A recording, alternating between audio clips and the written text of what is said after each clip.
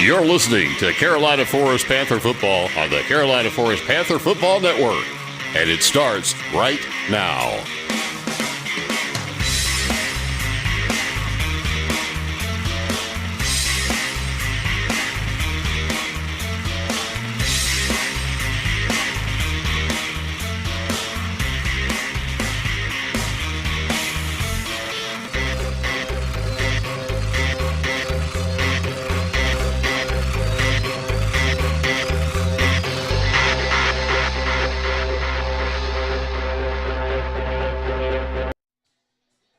Good evening and welcome to Carolina Forest Panthers football here on the Carolina Forest Panthers Football Network. And hey, Preston, guess what? What? Playoffs? We talking about playoffs? Playoffs? Yeah, it's playoff time here in South Carolina. The SEHSL playoff first round starting tonight as the Panthers get ready to take on the St. James Sharks in a bit of a weird, you don't see it outside of a couple of years ago, home and home for these two teams. These two teams faced off to end the regular season last week, with St. James getting the at-large bid, one of the two at-large bids in the lower state. And as a result, now they come here to Panther Stadium to take on the Panthers in the first round matchup. Panthers come into this game with a 7-3 record. St. James 3-7. And last week, the Panthers, even without Khalil Johnson, were able to pretty much handle the Sharks quite easily last week. Yeah, and that was behind an excellent rushing attack that normally we see from Khalil Johnson, but last week we saw it from Christopher Livingston. 211 yards on 21 carries and 1 touchdown, which, if you're good at math, that's over 10 yards a carry. And if I am the Panthers, Khalil Johnson was not out last week for purely rest. He was dealing with a knee injury that was not serious, but in theory, he would be back for this game. If I'm Marvin Morris, based on what I saw last week, I would almost play Khalil Johnson. If you want to play him, that's great, but I'd play him maybe 50% of the snaps and just say, you know what, based on what I saw last week, Christopher Livingston is a really good replacement back. Well, I would say you definitely have a more well-rounded rotation this week than they did a couple of weeks ago against Saukesty when Khalil Johnson was basically running 95% of the snaps. Oh, yeah. This week, any update, because I know we didn't see him last week. Anything on Jaron Fox? Jaron Fox was practicing, so he was in the pregame warm-ups. I would assume he's good to go just based off that, but we didn't see him last week, and I think that's just because of how well Christopher Livingston was running the ball. But that is something that we kind of made note of, and Jaron Fox was in the pregame warm-up, so he looked good to go. Yeah. He was in pads, and he was warming up. So this week, theoretically, especially with how well Livingston ran the ball last week, you could have a three-headed monster this week of just, based on situation, based on who's, ready to go. Yeah. You can just run all three backs. And plus Ethan Hamilton. And, yeah, so let me ask you this question. Obviously, it's a little different with football because you're not as used to it.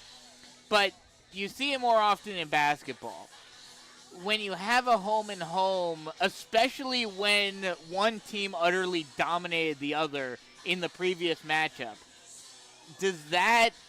how does that influence the next game? Does it influence it at all? If you're the team, if I'm a Carolina Forest shoes, I don't think it changes anything. Mm-hmm. You go through the same progression you did last week, and the game started out 14-0 last week against St. James. Yeah. But that was off of a one sustained drive by St. James. I'll give them that. But then the next scoring drive was a 1-yard, 1-play touchdown drive because of a bad snap on a punt. So while the score looks like the defense gave up 14 points, might as well have only been 7. Yeah. And so if I'm Mark Morris, you just go, you let your offense do the same thing, you let your defense do the same thing, and just play it out as normal. If I'm St. James, I have maybe a little bit more of a fire lit underneath of me because of how last week went. And on top of these seniors, you never want to go out. Oh, no. You never want to go down lying if you're a senior. So I think playoff is just a different beast. And I looked at you. The first thing I said to you when you walked in today was, this is like the ultimate trap game, because even in like the NFL, you never. It's always any given Sunday, but you never take an opponent lightly, because you almost never see the same opponent in a wild card round.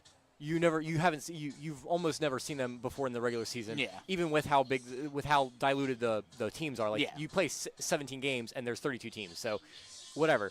But my point is you just played this team last week. You beat them by scoring 35 unanswered points.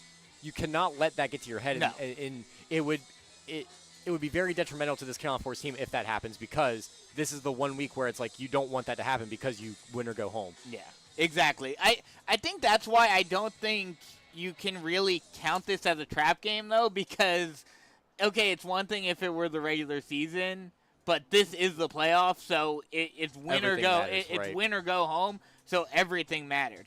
The winner of this game tonight will face the winner of West Ashley against Goose Creek. If it's Carolina Forest who wins that game, this game here, it will be here at Carolina Forest. If St. James were to pull off the upset, they would have to travel down to the Charleston area. So we'll keep an eye on that game throughout the night as well, getting you ready for more than likely a second-round matchup between Carolina Forest and the winner of that game. Yeah, I went ahead and was keeping notes of the West Ashley game. We'll make sure to get those updates for you. Yeah. One thing that I wanted to touch on before we left, last week the defense was absolutely amazing. They had outside of that first drive, they had three sacks, 5 tackles for loss, and two interceptions. That is like stupid, because like we've talked about all year, this defense has been really, really good, but they haven't had a whole lot of tackles for loss, and it's been basically just three and out defense. And it's been a lot of they haven't been able to get to quarterbacks a lot. They've been pressuring quarterbacks, but they haven't been getting a ton of sacks. It's been more of just getting pressure to the quarterback, making them throw an errant pass. And I want to shout out Xavier Wins, because for as many playmakers with Junior Jimenez, Jamari Davis, Charles McCray, I could go on and on. Xavier Wins has 26 tackles, which leads the team. 2 INTs, which again is tied with Jamari Davis for the lead. Yeah. 3 pass deflections, a fumble recovery, and a tackle for loss. That is like on my stat sheet, he's the farthest down in the column. And what's crazy about that, you mentioned him being the leader of this defense in a lot of categories. He's one of the ones that we don't talk about quite as much as being especially even in the secondary, we talk more about Jamari Davis than Wynn. Yeah, Jamari Davis actually has 3 interceptions. Oh, okay. So he's in the lead. Okay. But this defense has just been so good, and it's a testament to how many times have we said Tyreek Livingston's name? It's been a few, but you wouldn't say he has 25 tackles and 3 sacks. And he's like third in if I had to rank defensive players, that's where I would probably put him, as like third. Yeah. And it's so crazy how deep this defense is, as they are going to do the national anthem. So we will take a quick break for that, and we'll be right back with more pregame analysis. Switching is easy. We do it all the time. We switch on the lights. We switch TV channels. Some of us switch partners while square dancing. Well, that's a stretch. But what's not a stretch is how you can switch and save with State Farm. In fact, State Farm agent Tony McAfee, right here in Carolina Forest, can switch you over so you can start saving today. Tony and his team are ready to welcome you to the State Farm neighborhood. With Tony McAfee, it's easy to switch and save. Just give him a call. When you want the real deal, like a good neighbor, State Farm is there. Comfort Dog Grooming Salon has been part of the Carolina Forest community pet grooming needs, with quality and loving care for your pets for over 15 years. Large, medium, or small, they groom them all. They've always accepted new clients, and rebooking is easy. With 31 years experience with their staff, they're up to date on techniques and safety standards for all breeds, and the medical conditions are no problem. They're active in your community with youth sports and lending a helping hand. Call them to be a part of the family with your furry friend. 843-903-4554 or at ComfortDogSalon.com, or just stop by with your furry friend at 4006 Postal Way, Myrtle Beach.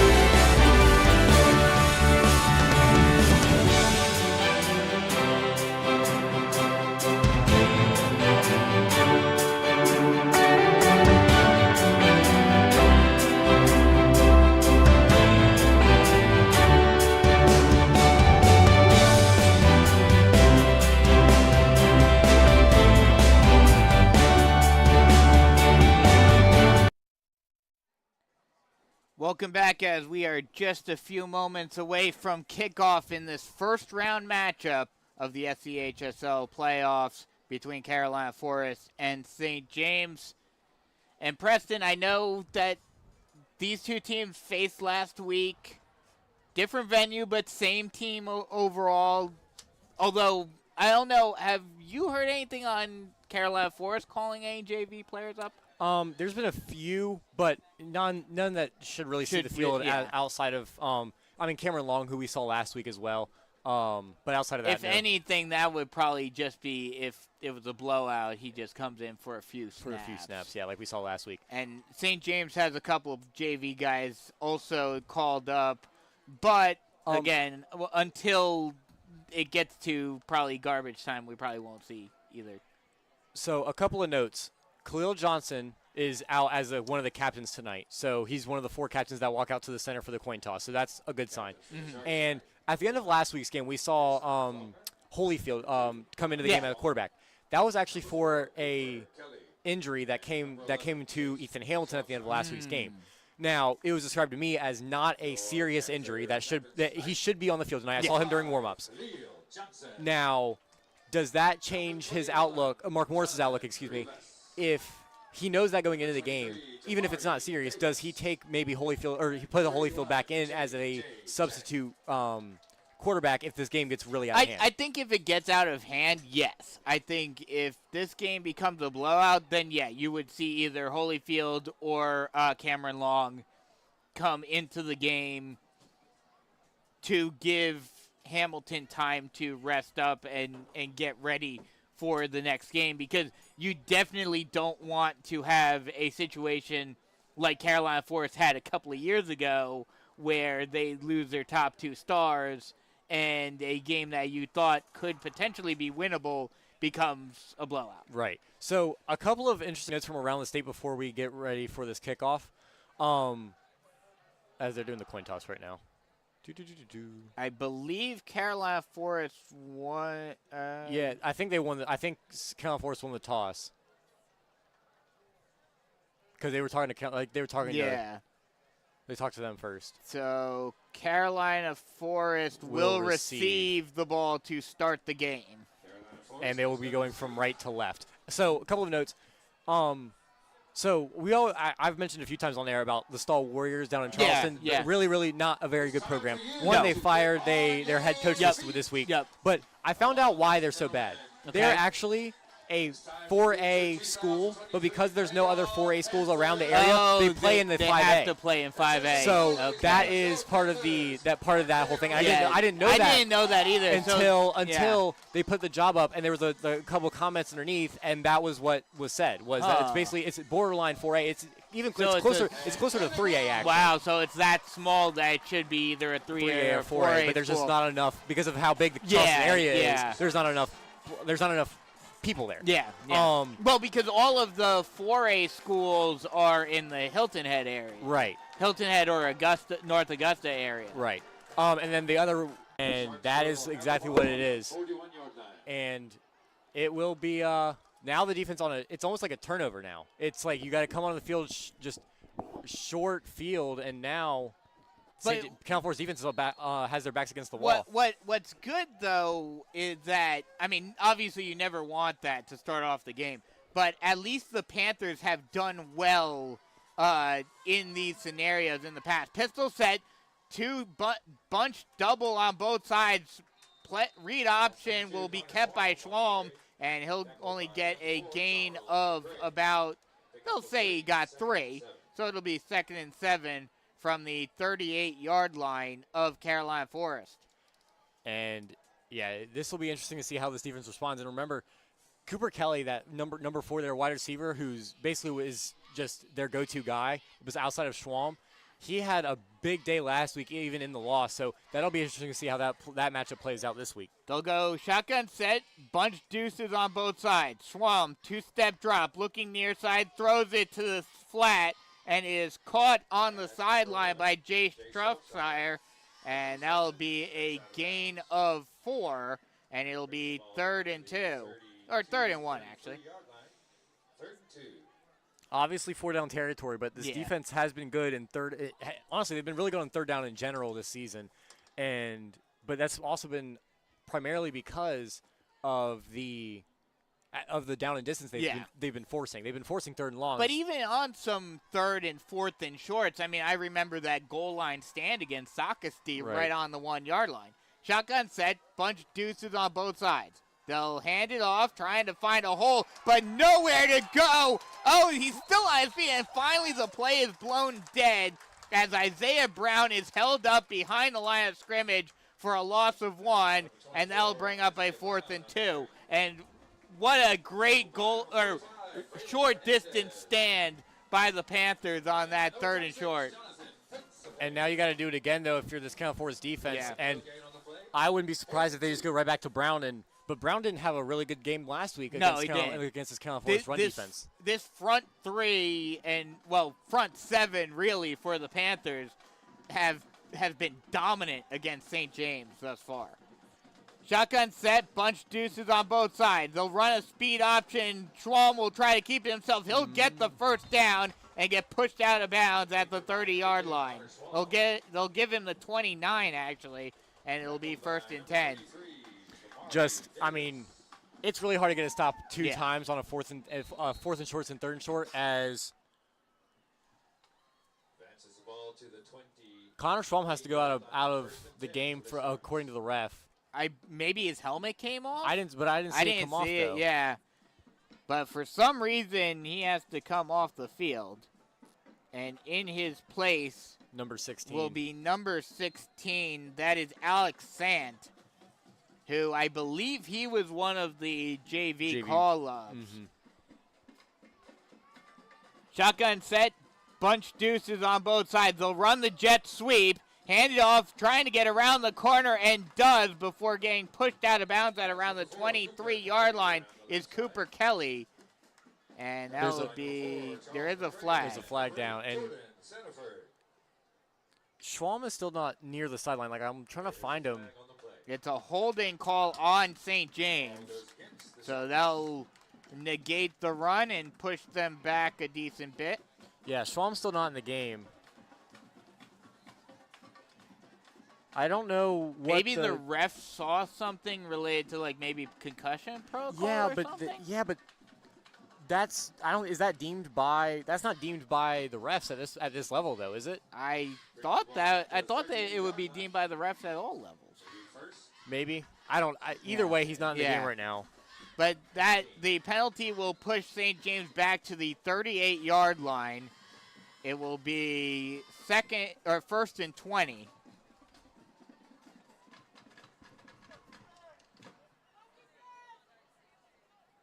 Shotgun set, bunch deuces on both sides.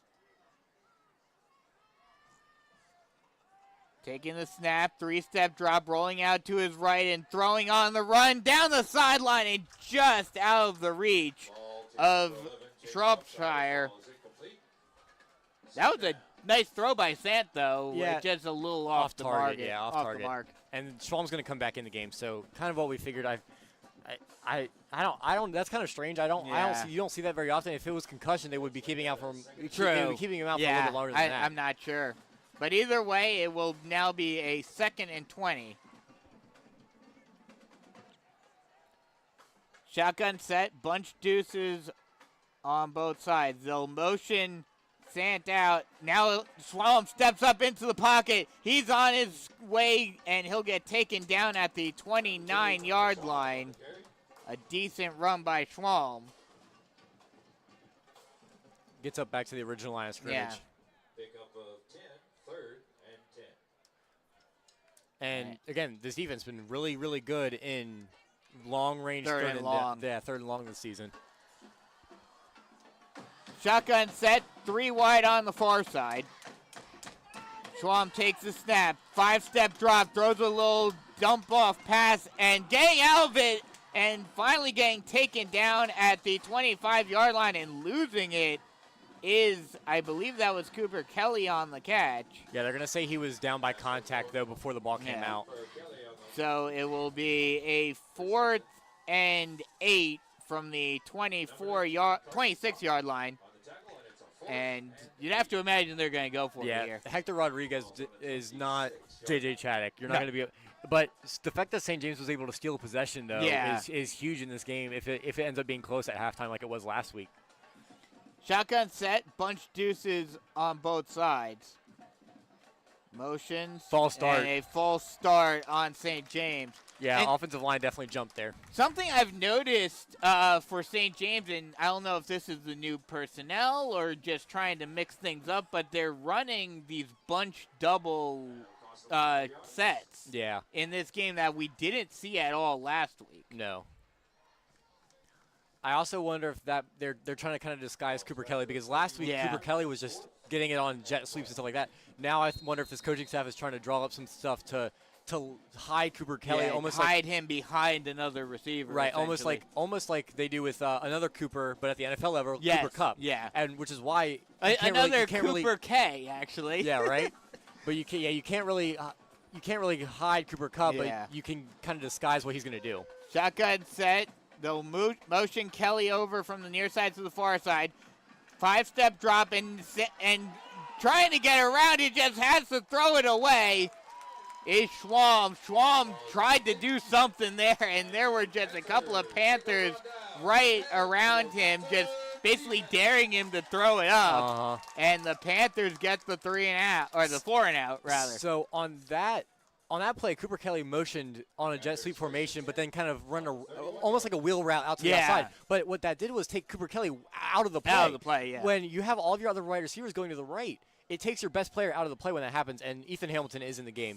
And maybe it's a situation where Tommy Norwood, kind of like what Mark Morris did in the beginning of the Sumter game, is overthinking it because of how poorly the offense played last week. Right. Livingston's in the backfield for this play. So no Khalil Johnson as of yet, as a whistle is blown. Delay of game. And it's going to be a delay of game on the Panthers. Oh, that was kind of quick, wasn't it? Yeah, I thought that didn't seem like 40 seconds. I think that's what Mark Morris is trying to plead his case. Mark Morris is trying to plead that it should have been 40 and not 25. That may be the case. And I think the refs are going to confer. So we'll have to wait to see if the... Yeah, because on possession change, it's 40 seconds. 40 seconds. And it's 40 seconds from when the whistle's blown, not from whenever they deem it's okay. Like, it's got to be, the whistle has to be blown to signal when the clock should start. Yeah, they're going to say 40. Yeah. So they're going to wave the flag They're going off. to pick it up. Yep. Good call by the refs. Way to confer. Yeah. Hey, we're giving the refs credit today. Look, oh my God! Look, they deserve. Well, it's playoffs, so you're getting the best of the best when it comes to the ref. Right. So it'll still be 1st and 10, ball on the 31-yard line. Shotgun set, 3 wide on the far side for Hamilton. No Khalil Johnson as of yet. They'll hand it off to Livingston. Livingston finds a hole and gets tripped up at the 41-yard line. And it'll be just short. Actually, they'll mark him down at the 39. So it'll be a couple of yards short of the first down. It'll be 2nd and 2. And again, good carry by Livingston right there. And again, it's kind of what we said. Do you want to play Khalil Johnson in this game, coming off the knee problem that he had, or just play or ride out Livingston like you did last week? Shotgun set, 2 wide on the far side. Hamilton takes the snap, hands it off to Livingston. Livingston will get the first down and fall forward to the 45-yard line. That'll be the first Tony McAfee State Farm Carolina Forest first down of the evening. And again, if it's not broke, don't fix it. Yeah. And our I'd say offensive MVP of the year is going to come into the game now, Khalil Johnson. So Johnson does come into the game now for the Panthers. Shotgun set, 2 wide on the far side. Hamilton takes a snap, speed option. He'll pitch it out to Johnson, and he'll get wrapped up by a shiver of sharks right at the line of scrimmage. They will say he got back to the line, so it'll be 2nd and 10 from the 45. Yeah, It's hard to run speed options on the near side of the field because you don't nearly have as much room. Especially when the ball is placed on the near side hash. Right, that's kind of when you have when the field to the short side of the field, when you run that to the speed option, it's kind of hard to get a room. Shotgun set, 3 wide on the far side. Hamilton takes a snap, hands it off to Johnson. Johnson finds the hole, and he's gone! 30, 20, he's got 2 men to beat, 5, and he'll get taken down right at the 1-yard line. Just barely missing a touchdown, but it creates a first and goal from the 1 for the Panthers, and that's another Tony McAfee State Farm, Carolina Forest first down. What a run by Khalil Johnson, and that's the burst that we're used to seeing from him, and something that we actually saw from Livingston last week, but Khalil Johnson just barely missing his touchdown this week. And they're going to bring Christopher Livingston in. Bring that power back in, who has gotten a couple of touchdowns by just plowing over defenders in the end zone. Yeah. Shotgun set, 1 wide on either side. Hamilton takes a snap. He'll keep it himself and go into the end zone for the touchdown. What a run by Livingston, or by Khalil Johnson to set up that Ethan Hamilton run. And it's just, that is the offense that we're used to seeing. It was a quick drive, too. It was just over 2 minutes taken off the clock, 2 minutes and 2 seconds to be exact. But just what a drive by this offense. Great drive by the Panthers, and they get out to the early lead with 5:58 left to go in the first quarter. The extra point by J.J. Chaddock is up and good. And with 5:58 left to go in the first quarter, it's 7-0 Panthers in this round 1 matchup in the SCHSL playoffs. We'll take a quick break and come right back with more Carolina Forest Panther football action. Switching is easy. We do it all the time. We switch on the lights. We switch TV channels. Some of us switch partners while square dancing. Well, that's a stretch. But what's not a stretch is how you can switch and save with State Farm. In fact, State Farm agent Tony McAfee, right here in Carolina Forest, can switch you over so you can start saving today. Tony and his team are ready to welcome you to the State Farm neighborhood. With Tony McAfee, it's easy to switch and save. Just give him a call. When you want the real deal, like a good neighbor, State Farm is there. 7-0 Panthers in the lead. A little over halfway through the first quarter. And the interior offensive line, while we talk about Phillip McLean being that tackle, that big presence, the entire offensive line has played very well this year. And I'll tell you what, the past 2 games, this game and last week, the inside rushing game has just been completely unstoppable. Oh yeah, they've just been opening gaping holes in the front 7. And whether it's Livingston, whether it's Khalil Johnson, whether it's Ethan Hamilton, they're just finding the hole and taking it all the way to the house. Mm-hmm. Or to the 1-yard line in the Khalil Johnson. Yes, just barely inches away from the house, on the doorstep. As a long kick will be fielded at the 1-yard line and getting taken down at the 11-yard line is Hill. Number 19, Carson. And Carson Quant on the tackle. That was a huge play by Carson Quant because instead of the 20-yard line where he had his foot in the end zone whenever he caught it, so I was thinking like maybe they call a touchback. No, they let him run it out, and 11-yard line is where St. James is going to start with the ball. And that's one of those, honestly, I'm surprised you don't see plays like that more often. Because it's really hard to kick it right at the 1-yard line. NFL, I guess, but like what I'm saying is like for NFL kickers, like, I'm surprised you don't see it more often where they kick it right to the 1-yard line where they're forced to take it out. Shotgun set, bunch double on both sides. They'll hand it off to Brown, and he will get held up right at the line of scrimmage. They'll say he got 1, so it'll be 2nd and 9. And just a really good play by that front 7. Jonathan Rivas ended up making the tackle, but there was a prowl of Panthers on that play where they were just all there to stop him. Shotgun set, 2 wide on either side. Schwalm takes a snap. Oh, he'll keep it himself on the triple option. Great spin move out, but then he gets plowed down at the 20-yard line after a gain of 5. Braylon Fernandez, nice job for him staying with that play after the spin move and being right there to take Schwalm down. And he came from the right side, that far side of the field, to take him down, Yeah. and the play finished on the near side of the field. So that's good range to make that tackle and also way to stick with the play. 3rd and 4. Shotgun set. Bunch deuces on both sides. They'll motion Kelly out to the far side. Rolling out to his left is Schwalm. He'll throw it on the run. Incomplete. And it'll be incomplete, trying to get it to Kelly. And that'll bring up a 4th down. And where they are, you'd imagine that they're going to punt. Yeah, they're bringing the punt team out. So another good stop, a 3 and out. Well, they got 1 first down. Yeah. But outside of that, actually, no, I take that back. They didn't get a first Yes, down. they did. So, Last, you're talking about last drive? no. I'm saying in this drive. Oh, yeah, no, this drive so they didn't. A full-on 3 and out on this drive. As Hector Rodriguez comes out to punt it away. Who has no personal protectors, by the way. He's got no one in between the line and him, so that'll be interesting to see about on this punt blocking scheme. Yeah, just have the line of scrimmage, or the offensive line there. And he will get it away as there was some pressure on him. Caught and fielded at the 42-yard line, taking it down the near side of the field, still on his feet. And Carson they will Quant. say he stepped out of bounds.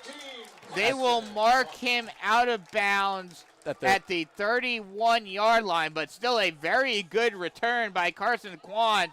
And the Panthers are just 11 yards away from getting into the red zone once again. Just a good return, and he caught that ball at the 45, and he had room to make a play, and that he did. Yes, he did. And they'll actually mark him out at the 32-yard line. So, shotgun set, 2 wide on the far side. Hamilton takes a snap, hands it off to Livingston. Livingston finds a bit of a hole, but then gets wrapped up at the 26-yard line for a gain of 6. Pickup of 7, 2nd and 3. And yeah, this offensive line is getting really good push, and this game has been a lot better than I think last game has started. And the defense having to come on a quick change of possession at the very beginning of the game. And at the very beginning of the game, expecting to start on offense, and then the onside kick forces the defense to come on the field. Play action pass, screen pass out to the far side. It's caught and going down the far sideline before getting pushed out of bounds at the 2-yard line is Finian Mahood. And that's another Tony McAfee State Farm Carolina Forest first down. And once again, the Panthers are at goal-to-go position. And I'm telling you what did I say about 3-4 weeks ago? The next evolution of this offense is the screen passing game. And getting your best. And the passing game just in general. But in order to get your best players out in space, you have to get them the ball first. And I think the screen pass is the easiest way to do that. Shotgun set, 2 wide on the near side. They'll hand it off to Livingston, and Livingston will be held. Oh, no, he'll dive into the end zone for the touchdown. And the Panthers now up 13-0 with 3:22 left to go in the first quarter. And that's exactly what you want Chris Livingston to do. You want him to just be able to run for 2 yards and get a touchdown. That's all you want him to do. And I'll tell you what, this game, a completely different story than last week's game. Hey, you know what's funny? Last week I was about to say it, and then things kind of turned for the worst, at least at that moment, even though the Panthers won still quite handily. But at this point, as the extra point is up and good by J.J. Chaddock, but at this point, could you potentially start talking about getting up into that top 10 level? I know it's a little early. It is really early. But also, St. James started out with a 14-0 lead last week and ended up scoring 35, getting 35 unanswered score on them. Exactly. I wouldn't count anything out just yet, especially in the playoffs. You never want to count out anyone early. And especially against St. James, who we mentioned last week, the Panthers have utterly dominated over the years. Out of the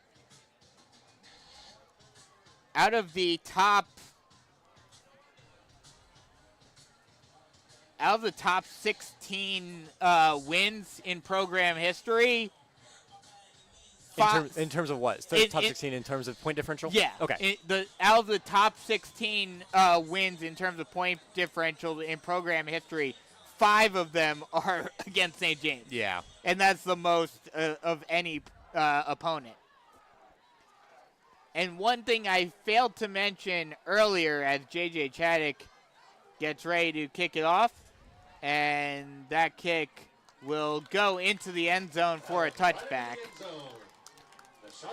And now, actually, with those 2 touchdowns, this Panther team is up to 7th all-time in program history in most points scored. So what would they need to get to third? We were talking about third this week or fourth? Well, fourth. They would need, let me do some quick math. They're currently at 337. So they would need another 14. Gotcha. They would need 14 more points to tie 2004 as DeAndre Hayes runs it for a loss of 1. Braylon Fernandez with the tackle, and it'll be 2nd and 11. Yeah. I don't think we're going to get to number 1, which is No. 626 points. And that was, surprise, 2019, the dominant 2019 team. Yeah. Shotgun set, 2 wide on either side. They'll hand it off. No, it's a screen pass. That was backwards. And it's a fumble, and the Panthers recover it. Wow. Jamari Davis on that fumble recovery, and that's one of those where you have to know the rules. Yeah. It's a pass, but it's backwards. So Jamari Davis the ball is alive. live. Right. Great wherewithal by Davis to fall on that. And the Panther defense comes up with a huge turnover. And now already the Panthers once again in the red zone. With 2:39 left to go in the first quarter, they are in striking distance of scoring another touchdown. Shotgun set, 1 wide on either side. Hamilton takes a snap, hands it off to Johnson. Johnson will get held up by a shiver of sharks. Oh, and he gets pushed down after the whistle is blown. Waiting to see if there is a flag. They will not throw a flag, though. It is a gain of 1, but the Panther faithful here at Panther Stadium definitely wanted a flag on that one. Ball's on the 15-yard line. It'll be 2nd and 9 from the 15.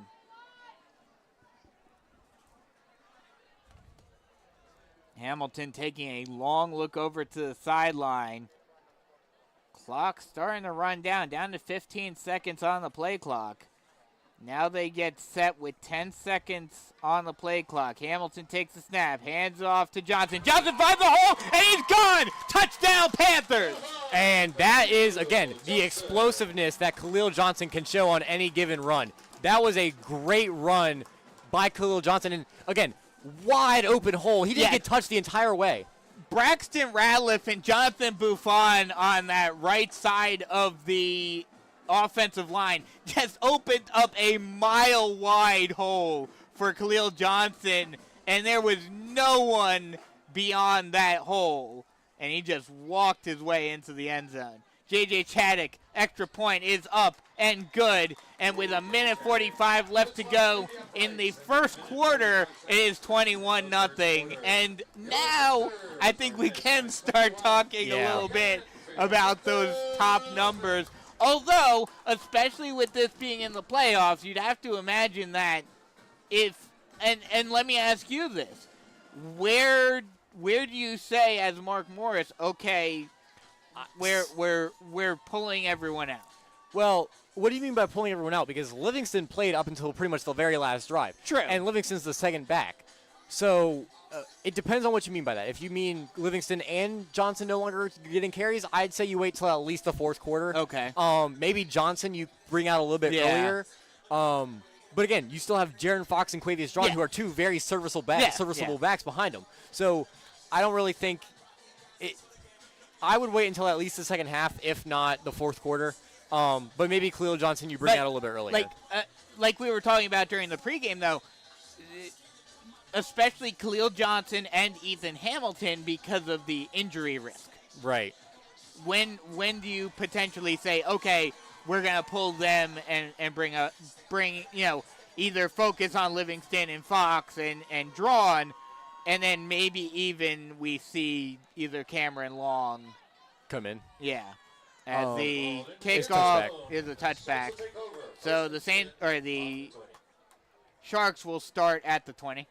And this game is proving that last week's that 14-0 start by St. James Was a fluke. Yeah. And we knew that based on the fact that how many times have we seen a bad snap on a punt this year. But for them to come out and prove it, that is something completely different. And especially after St. James comes out and tries some trickeration right off the bat and successfully completes the onside kick. Shotgun set, 2 wide on either side. Snap, Schwalm looks near side and is caught on the near side by Schwabsire, but he will be quickly taken down at the 25-yard line by Jamori Davis. And you know something that I forgot that happens is the SCHSL has a full coverage scoreboard that they do every year. You're right. I forgot So about I'll that. turn on post notifications for them Yeah. and just try to keep an eye on for West Ashley. Do we have any update I'm gonna as check. of right now on that? Shotgun set, 3 wide on the near side for St. James. Schwalm takes a snap, hands it off, trying to get around the corner, and does, and getting a first down and more before finally getting taken down at the 43-yard line is Isaiah Brown. And that, That's the first yeah. big run by Isaiah Brown, even in last week's game, Right. I think. No update on the West Ashley game so far. So it'll be 1st and 10, ball on the 43-yard line. Shotgun set, 3 wide on the near, bunch trips on the near side. Schwalm takes a snap, they'll run the jet sweep, and he is absolutely crushed in the backfield. Cooper Kelly, the single man on the far side, trying to come near side on the jet sweep, and that was covered perfectly by the Panthers. And Joseph Dial must have done his homework because he read that the entire way. He read it perfectly. And that'll set up a 2nd and 14 from the 39-yard line. And that will, I believe, end the first quarter as the clock is running down. And, yeah, St. James is just going to let the clock run out. And that will send us to the first break with the score 21-0. We'll take a quick break and come right back with the second quarter here on the Carolina Forest Panther Football Network. Comfort Dog Grooming Salon has been part of the Carolina Forest community pet grooming needs with quality and loving care for your pets for over 15 years. Large, medium, or small, they groom them all. They've always accepted new clients, and rebooking is easy. With 31 years experience with their staff, they're up to date on techniques and safety standards for all breeds, and the medical conditions are no problem. They're active in your community with youth sports and lending a helping hand. Call them to be a part of the family with your furry friend. 843-903-4554 or at ComfortDogSalon.com, or just stop by with your furry friend at 4006 Postal 8, Myrtle Beach. Start of the second quarter about to get underway with the Panther defense dominating St. James here thus far, with the exception of that one Isaiah Brown run. But, yeah, this game thus far has been all Panthers. And it's been opportunistic defense off the couple penalties from St. James, and it's been, mistakes on the St. James side. The fumble the fumble on the last St. James drive that set up the 20-yard rushing touchdown by Khalil Johnson. All those things the defense has taken advantage of. It'll be 2nd and 14. Shotgun set. Schwalm takes a snap. 3-step drop, looking far side, and it's thrown over the head of Kelly. Incomplete. Oh, Okay. Incomplete. Yeah, incomplete. Targeted Kelly. Not completed. A little over his head. And that will bring up a 3rd and 13. Sweet Caroline's always one of the. There's going to be there's a flag. Oh. Got their hands in the face. Yeah, Oh, face mask by okay. Carolina Forest. I didn't see the flag coming Yeah. out. So, They're gonna walk it out. okay, now they're walking it. It took them a little while. That'll cost And them that 5 will yards. that will cost the Panthers 5 yards, and now will be a 2nd and 9 for St. James from the 44-yard line.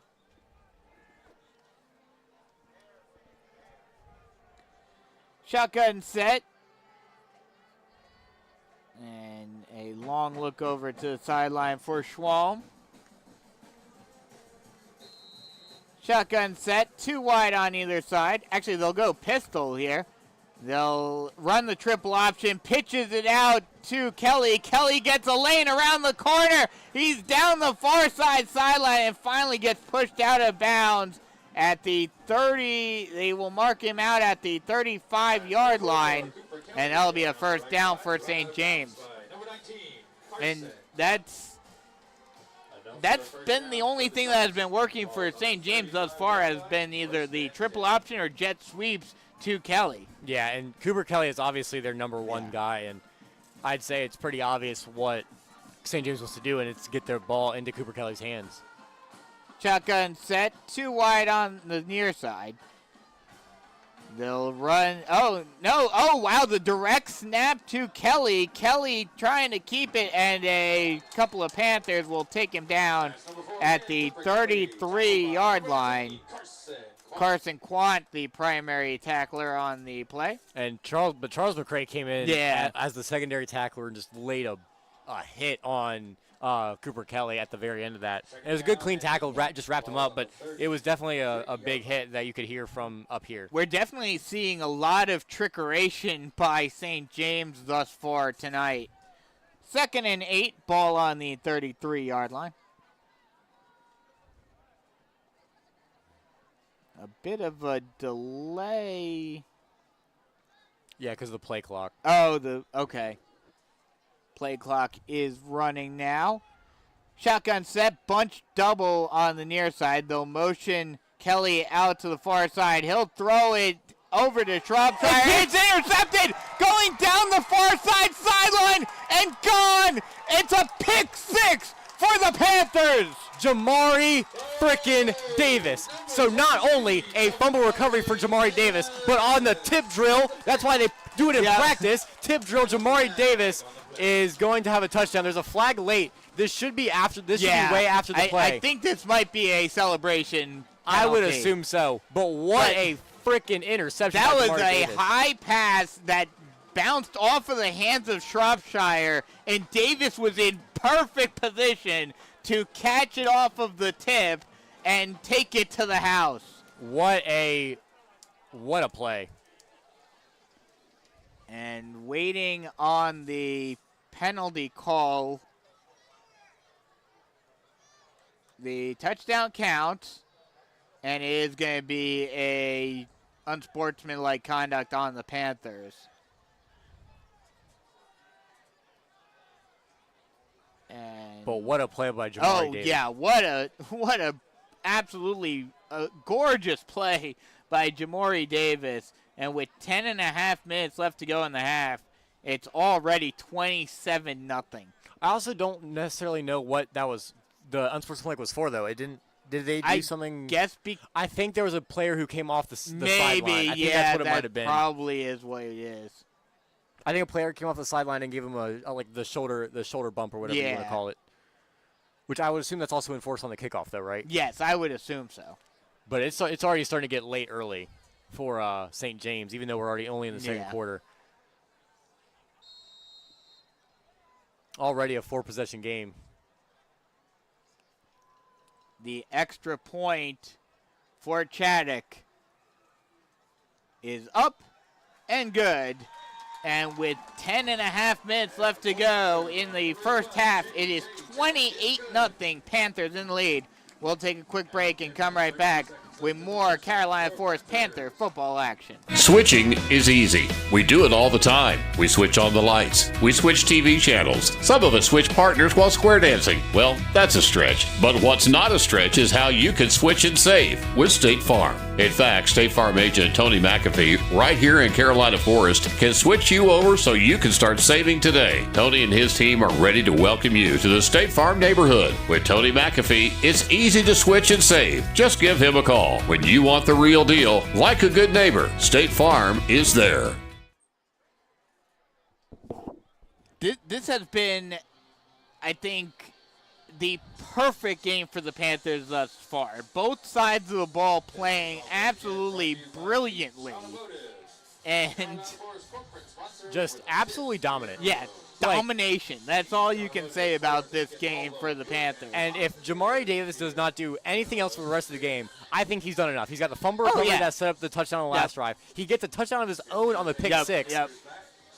Dare I say that Myrtle Beach is no longer a fly zone?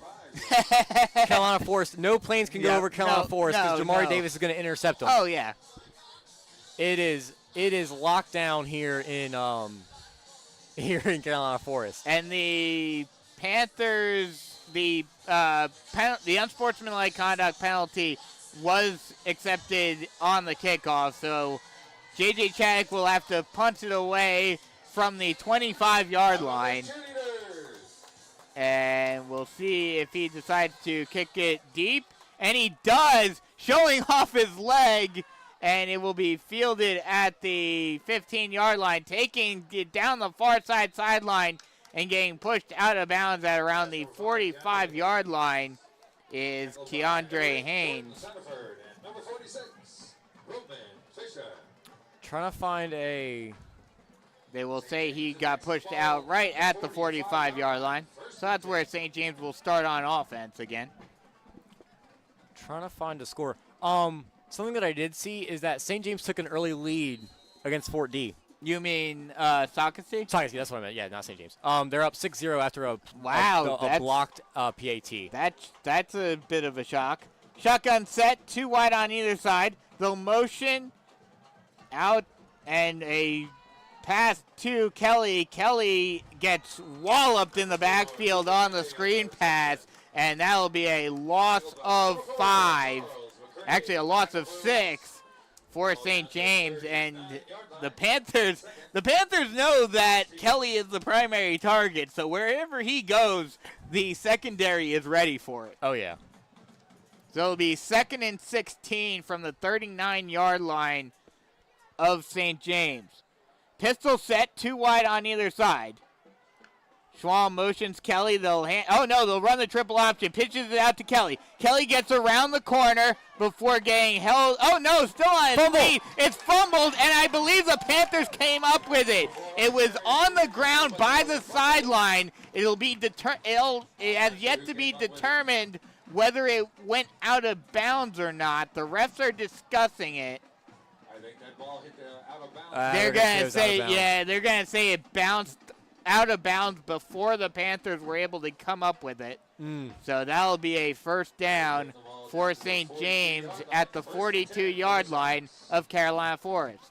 And it has just – they got a lucky bounce there, but St. James has just looked absolutely outmatched in this game, like we assumed it was going to be.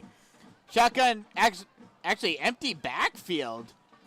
They do have a running back there. They'll hand it off to Haynes, and he'll fall forward for a gain of 7. Actually, make that a gain of 9, and they'll mark him down at the 34-yard line, and it'll be a 2nd and 2. Ball's on the 34-yard line. 9 minutes left to go in the first half. Panthers up 28-0 already. Shotgun set, 2 wide on either side. Motions a man to the far side. Snap. Schwalm steps up into the pocket, rolls out to his right, and flips it to the sideline, and it is incomplete. Trying to get it out to the motion man, Baylor Tibbetts. Ball thrown to number And it will be a 3rd and 2.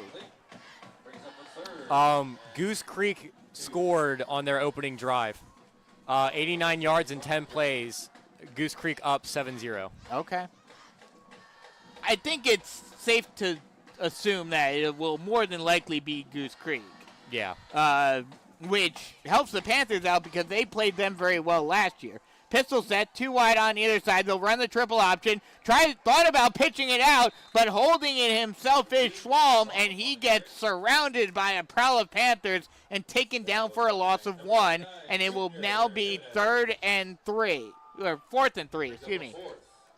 And this defense has just been swarming. Yeah. Junior Jimenez, again, a name I'd say probably top 5 on this defense.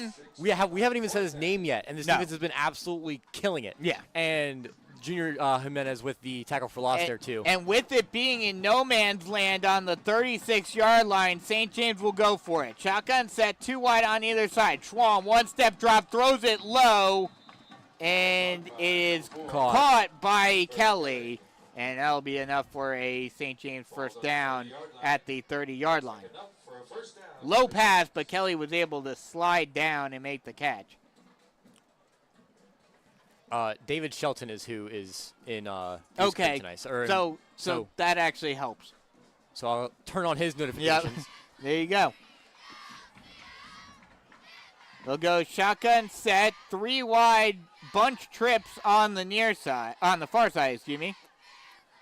Schwalm takes the snap, high snap, hands it off, trying to get around the edges, Haynes, and he will get swallowed up by a prowl of Panthers for a loss of 3. And another tackle for loss, and Junior Jimenez on the tackle for loss along with Charles McCray. And again, I say it every week, and every week it's more and more relevant. Setting the edge as Charles McCray able to keep the running back King James' offense contained to the middle of the field where they want him to be. So that'll set up a 2nd and 13 from the 33-yard line. Shotgun set, 3 wide on the near side. Schwalm takes the snap, hands it taken down side. Schwalm takes a snap, 3-step drop, looking far side, throws it, and is caught along the sideline, and that'll be a first down for the Saints, for the Sharks. Shropshire with the catch.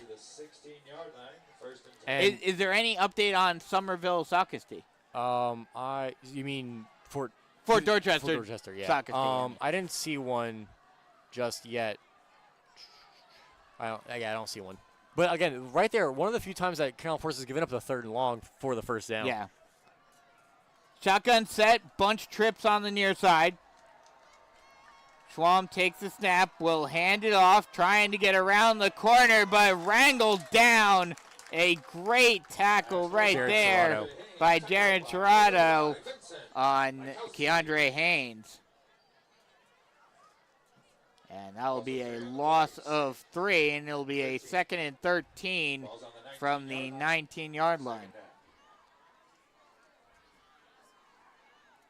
5:40 left to go in the first half. Yeah, that was definitely Jared Serrato. I don't know. Yeah. There was a different name set on the PA system. Yeah. That was definitely 42. Either way. Shotgun set, 2 wide on either side. Actually, they'll go 3 wide on the far side. The refs are taking Tyreek Livingston out as well. So they must have seen something related to Livingston on that last play. Yeah. Shotgun set, 3 wide on the far side. Schwalm takes a snap, hands it off to Haynes, and Haynes gets... Jesus. Brown Fernandez was going to kill that guy. Oh, yeah. That was about to be bad. It's a good thing the refs blew the whistle when it did. Because, yeah, he would have been planted onto the ground. St. James is going to take his time out. Or at ComfortDogSalon.com. Or just stop by with your furry friend at 4006 Postal Way, Myrtle Beach. 4:55 left to go in the half with the Panthers in a commanding lead, 28-0. And Go ahead. Fort D answers with a 30-yard field goal, 6-3 Braves over the Patriots. I think that's the shock of the night thus far. Yeah. I'm assuming they're pretty deep into the second quarter at this point. It didn't say on the Sagasty account, so. But yeah, it was about 3 minutes ago, so I'd say they're probably into the second quarter right now. Shotgun. Just a really good play on the ball, and that's something that they teach is that if you can't get to the quarterback, put your hands up and try to get a pass deflection, and that's exactly what he did. And St. James in the red zone are going to go for it on 4th and 11. Shotgun set, 3 wide on the far side. Schwam, 3-step drop, now steps up into the pocket. He'll take it himself down the sideline, and I don't think he got there. It'll be close. It's going to be close. We'll have to see where they're going to mark it. It looks like he's just a yard short. Yeah, they're going to mark him a couple of yards short, and that will be a turnover on downs for St. James, and the Panther defense comes up big once again to keep the shutout alive, and now the Panther offense takes over from their own 9-yard line.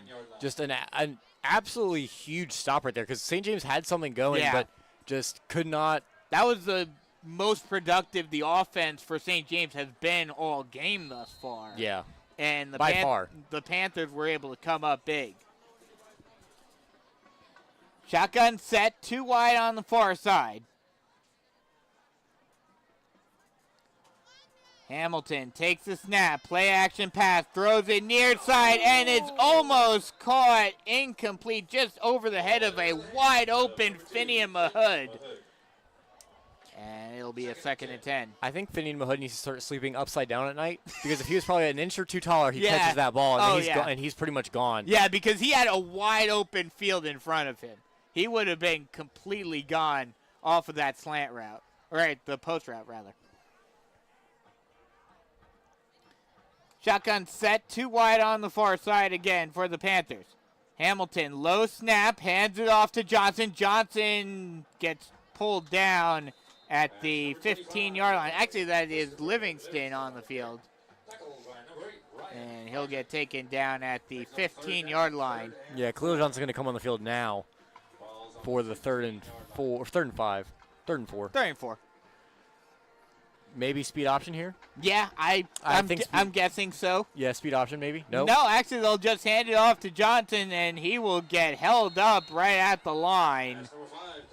And that will be no gain, and you have to imagine now the Panthers are going to punt it. Yeah, you'd have to imagine. Royce O'Toole with the tackle. So the Panthers presumably going to punt it away. Something I didn't hear fully either, hear. but that's. I think he said it has to cross the line of scrimmage before 2nd and goal from the 10. What a wild play, though. Yeah. So with 3 minutes left to go in the half, now St. James has their best opportunity of the night to get points on the board. 2nd and 10. Shotgun set, 3 wide on the far side. Schwalm takes the snap, hands it off to Haynes. Haynes will get held up right at the line of scrimmage again. Another great stop there by Jonathan Rivas. Principe. Jonathan Principe on that one. Okay. But I wasn't sure if it was a 6 or a 1 as the second number.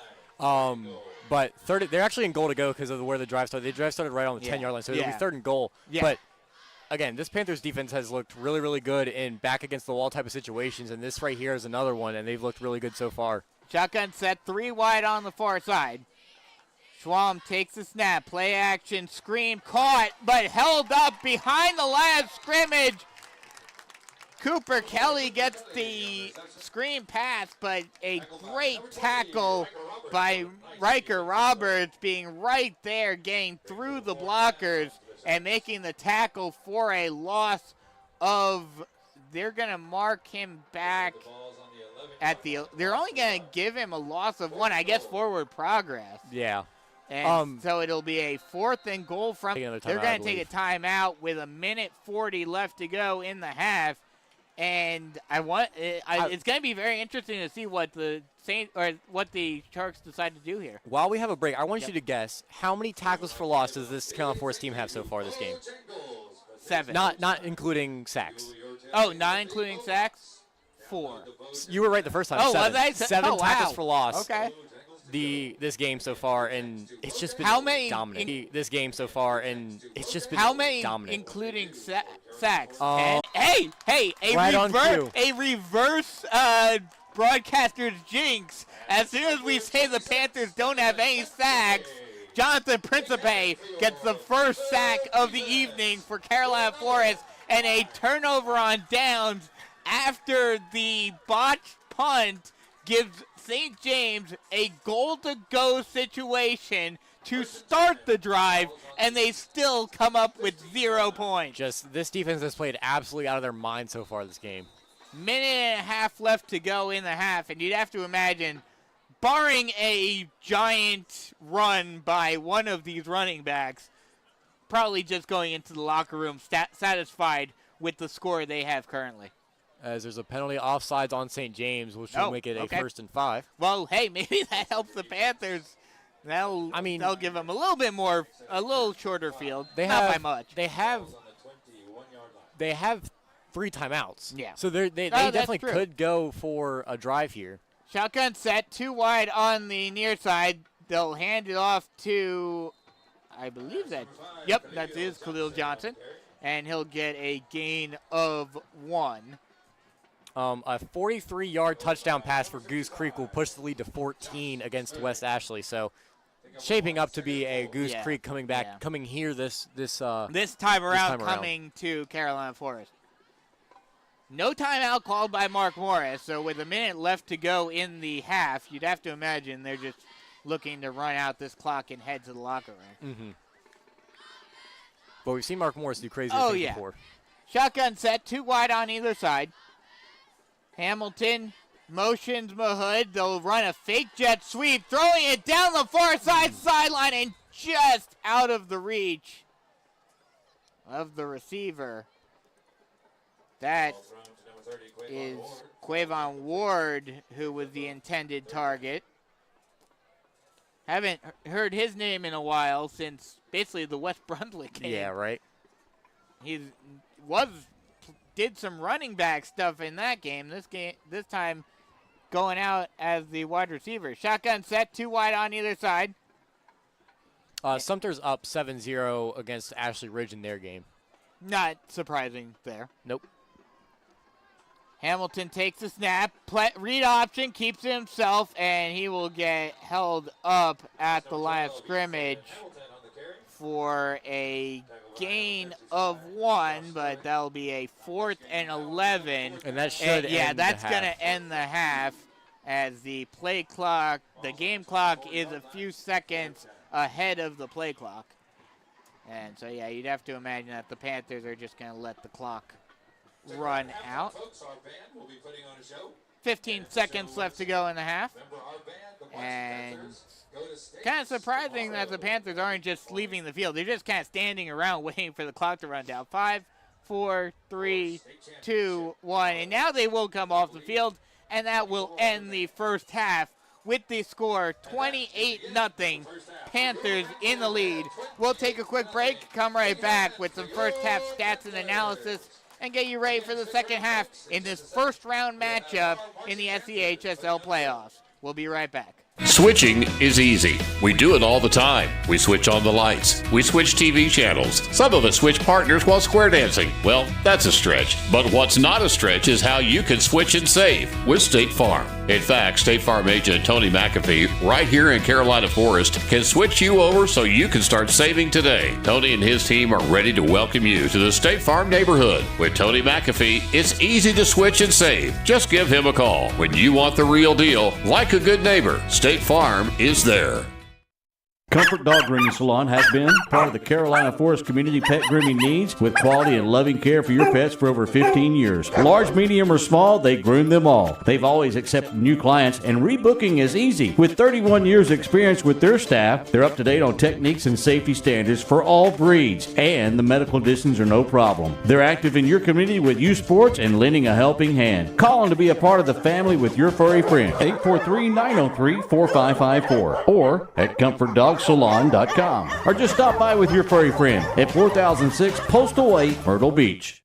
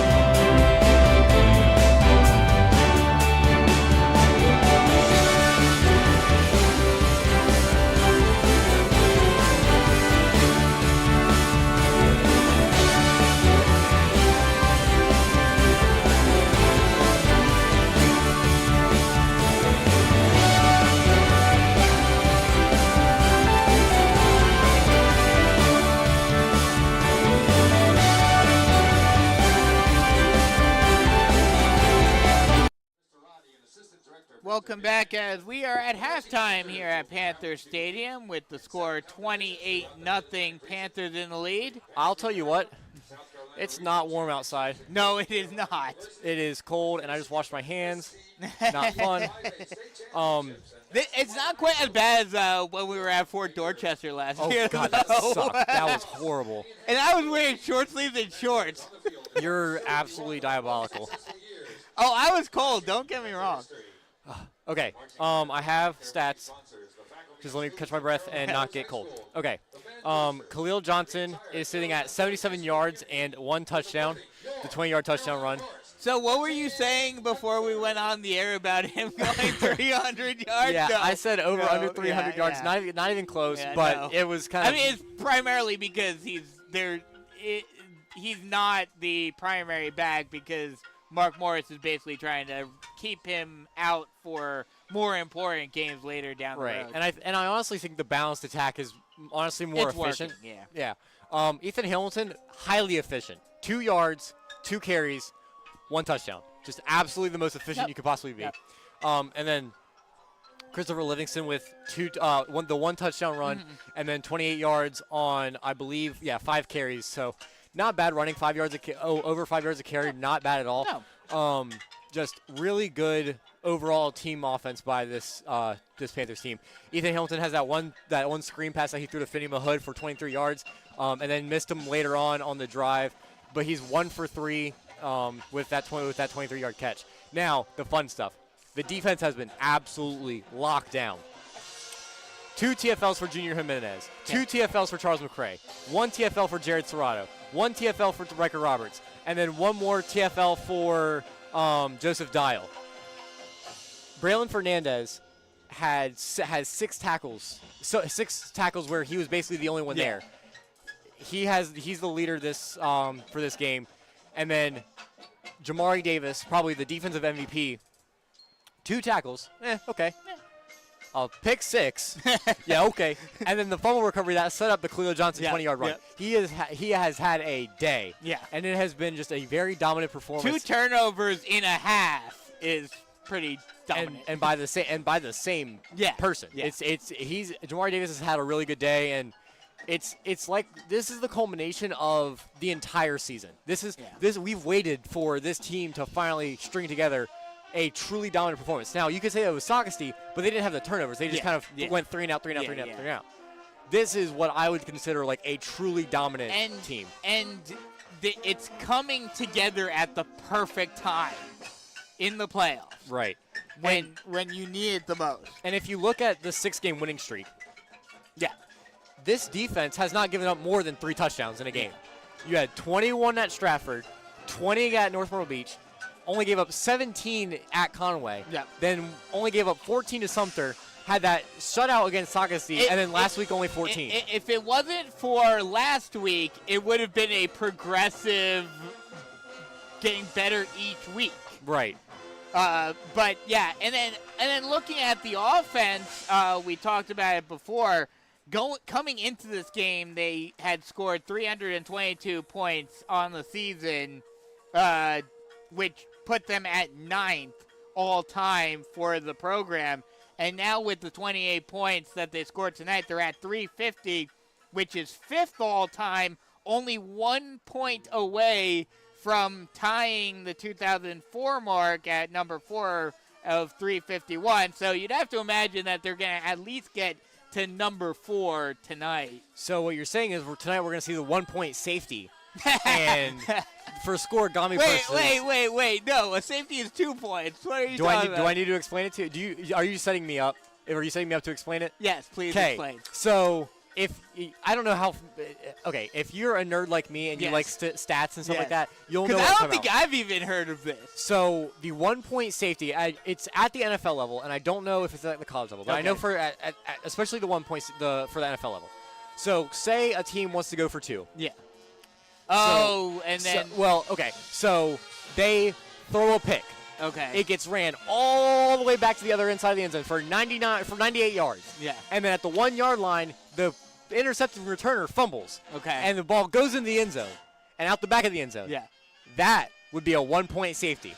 on a 2-point conversion. On a 2-point conversion, if the team who had the ball lands in the end zone somehow, some way, it is a 1-point safety. That's the craziest thing I've ever heard. It's never happened in an NFL game. Oh no, it would never happen anywhere. That's like the weird things you see. Like that's something you'd expect more like in baseball, where how like you can somehow win, like finish a game without throwing a pitch or something. Right? Yeah, something like that. It's something. We'll say that. Yeah. Any further updates on games? I'm trying to find some. I don't believe so. The last update was the 14-0 Goose Creek. I'm trying to find Conway and others' scores. Well, while you look at that, we'll go next level. This week for Panthers at the next level, we got Campbell traveling to North Carolina. Coastal is at Old Dominion. East Carolina hosting Tulane, and Wofford is hosting Western Carolina. For St. James, you got Justice Williams over at Presbyterian and Braylon Sapp at Wofford.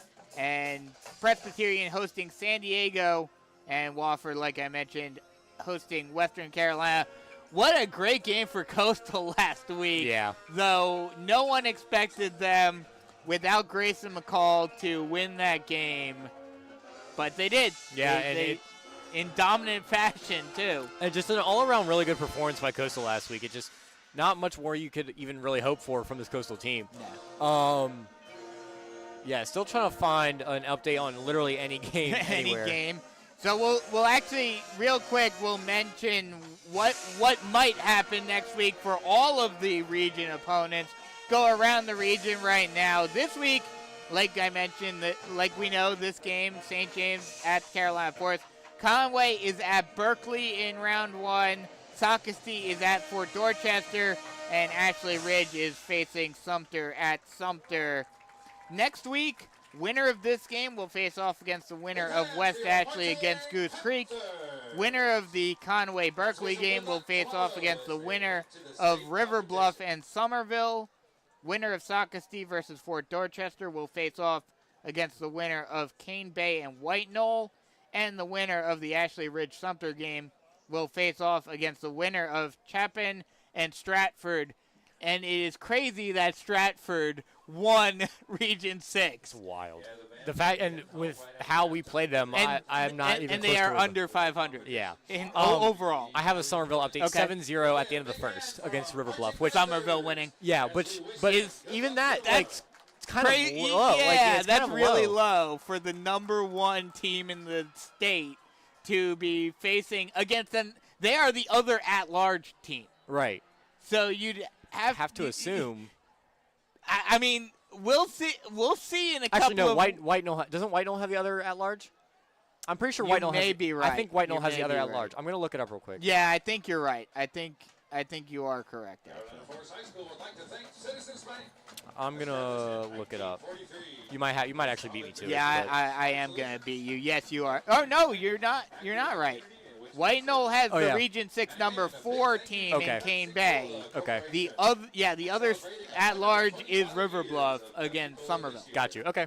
So yeah, so I mean, granted, River Bluff I think is certainly better than St. James, but just looking at the record and whatnot, but that low of a score for the what's supposed to be the number 1 team in the state. Yeah. I mean, we saw it here in week 2 that Somerville is definitely beatable, and we'll see in a couple of weeks, presumably. But yeah, they definitely do look beatable, and they don't look like any world beaters. yeah. I think the craziest thing to me, especially considering what it's been over the last over half a decade, almost a decade now, but the fact that Dutch Fork does not have a home game tonight. Yeah, that's Or absolutely. actually, no, I take that back. They do. They Okay. do. They're number 2 in their region. But they will not have a home game next week if they win that game. So Dutch Fork plays who? They play Boiling Springs. They're in the they're in the upstate. The number 2 for their region goes to the upper state. Well, they're up 21-0 right now in the first. So. Okay, that's not surprising. But if they win that game and TL Hanna wins their game, that game will be at TL Hanna, which is crazy. Well, but TL Hanna is a really good football team. Oh, no, don't get me wrong, they are, but it's just crazy how Dutch Fork was the dominant, undisputed champ for over half a decade, and now they're kind of middle of the pack. Right. We are just a few minutes away from the start of the second half.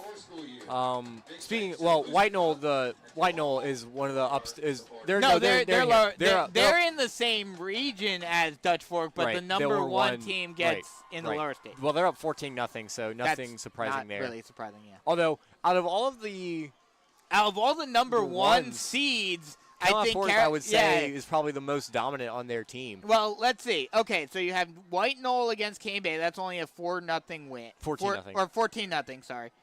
Stratford and Chapin, do we have a score on that game? I would, I don't have one, but I would assume that it's pretty closer. It's closer than that. Somerville and River Bluff is only 7-0. And those are the 4 number 1 seeds in the lower state.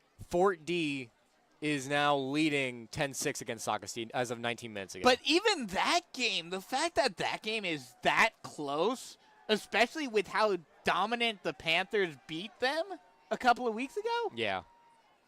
We've talked about it for the last few weeks, but this is the weakest 5A has looked in a while. And it's wide open, I think. And 1 minute ago, Dutch Fork adds another touchdown pass. It's now 17-6 with 6:32 left to go in the half.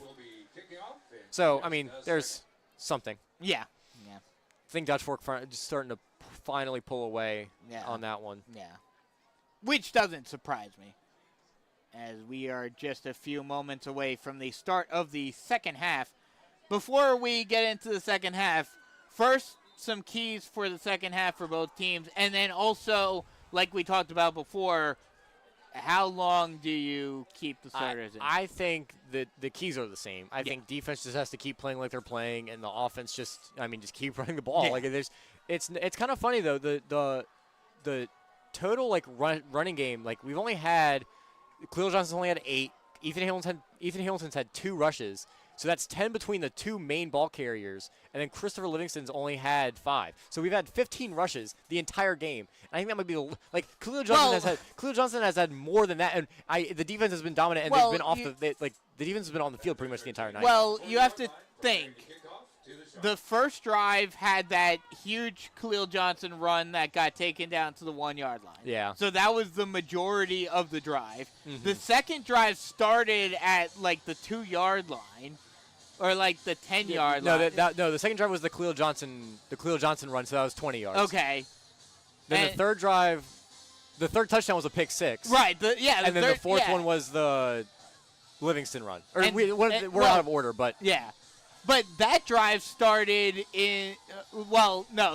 that drive started kind of further back, but still, as the kick is up, it'll be fielded at the 1-yard line, taking it out, and still on his feet, and finally getting taken down at the 25-yard line is Keyshawn Hill.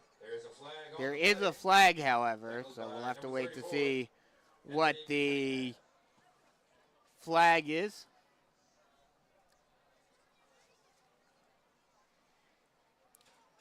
Waiting to see what the official's decision will be. They're moving the ball up. It's going to be. It's against St. James. They were picking up the flag. Oh, they were picking up the flag. St. James offense was moving back. It's a holding on St. James, so that'll push the Sharks back to the. And some interesting stuff happening in the other game in this bracket. West Ashley is now tied 14-14 against Goose Creek. Wow, okay. With 6:44 left to go in the second quarter. So it'll be a 1st and 10 from the 17-yard line for the Sharks. Chain gang getting a little little exercise in. Shotgun set, 2 wide on either side. They'll motion Kelly over. They'll run the triple option, hands it off Pass number 2. to Connor Swall. Connor. Oh, no, Schwalm actually keeps it himself, and he will get pushed out of bounds, and that will be enough for a St. James first down. The ball out to Gets the it out to the 28-yard line. First and 10 for the Sharks. So it'll be first and 10 from the 28. They'll go pistol this time, 2 wide on either side. Schwalm motions Kelly and Fumble. hands it off, and it's fumbled. And the Panthers, I believe, No, St. James, they're they're going gonna to say say that St. James fell on it. But it will be a loss of a couple on the muff snap, Ball's on it for the Sharks. and it'll be a 2nd and 12 for St. James. Just Just barely. but this defense has been everywhere Yeah. tonight. A little reminiscent of like the 2000 Ravens, just where their defense was just absolutely dominant. Shotgun set, 2 wide on either side. Schwalm takes a snap, hands it off, getting through the hole and getting 2, taken Connor Swall down. gets the handoff again. Is Schwalm playing? Schwalm handed that ball off. I think. Schwalm took it himself. Yeah. That was a QB power. Above 3. But it looked like he handed it 3rd off. and 7. Ball's on Oh, the no, 30. yeah. 16's in the game, too. Yeah.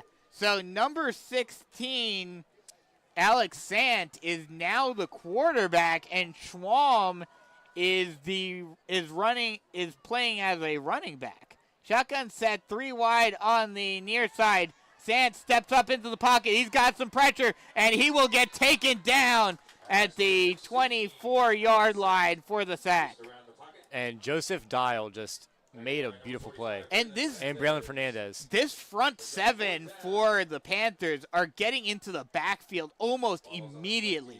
There Yeah. is no pocket to speak of for Sant.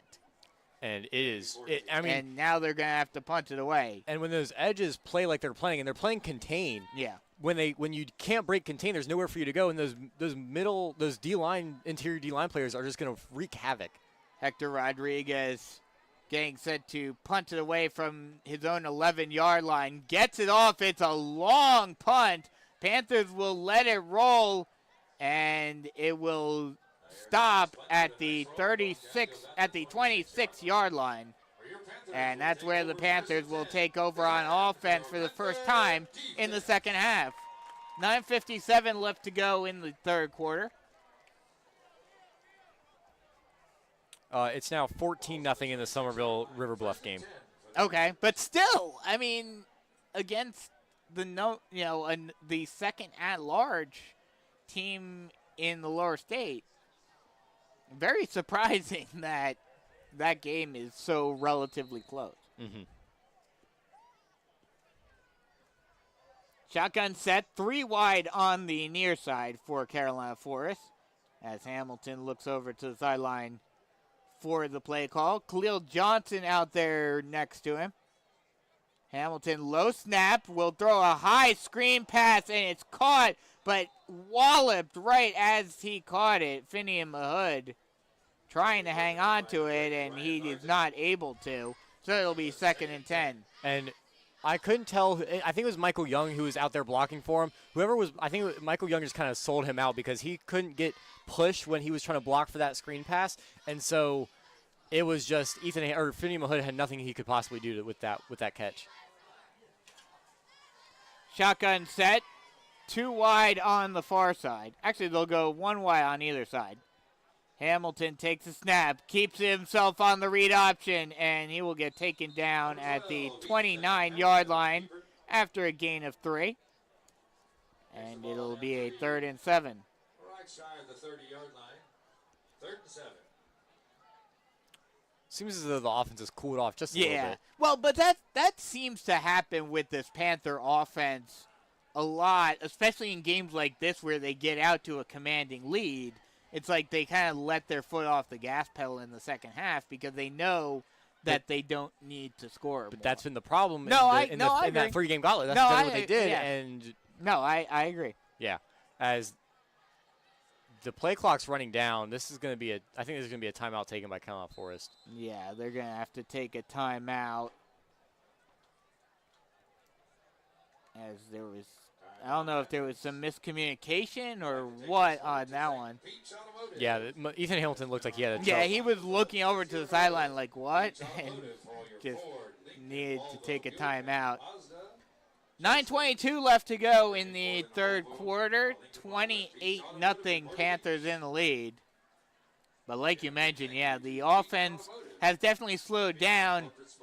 And in a game like this, it probably doesn't hurt you. But like you mentioned, when you get into that third round, when presumably you're going to be facing off against Somerville, then you are going to have to keep your foot on the gas pedal. Yeah, and I also don't see this team getting out, like, against any team really. Yeah. Besides St. James, they're not going to get out to a 28-0 lead against Somerville. Yeah. So it kind of just is what it is. But what I'm worried about is that Sumter figured it out and has put on tape how to stop the Caroline Forest offense. Now, the passing screen game has probably helped that a little bit. I think the fact that Hamilton has been much better passing since that game will help. Because now you are more multi-dimensional. You're not completely one-dimensional, dependent on the run. Shotgun set, 2 wide on the near side. Low snap, speed option. Hamilton will keep it himself. Now pitches it out to Johnson.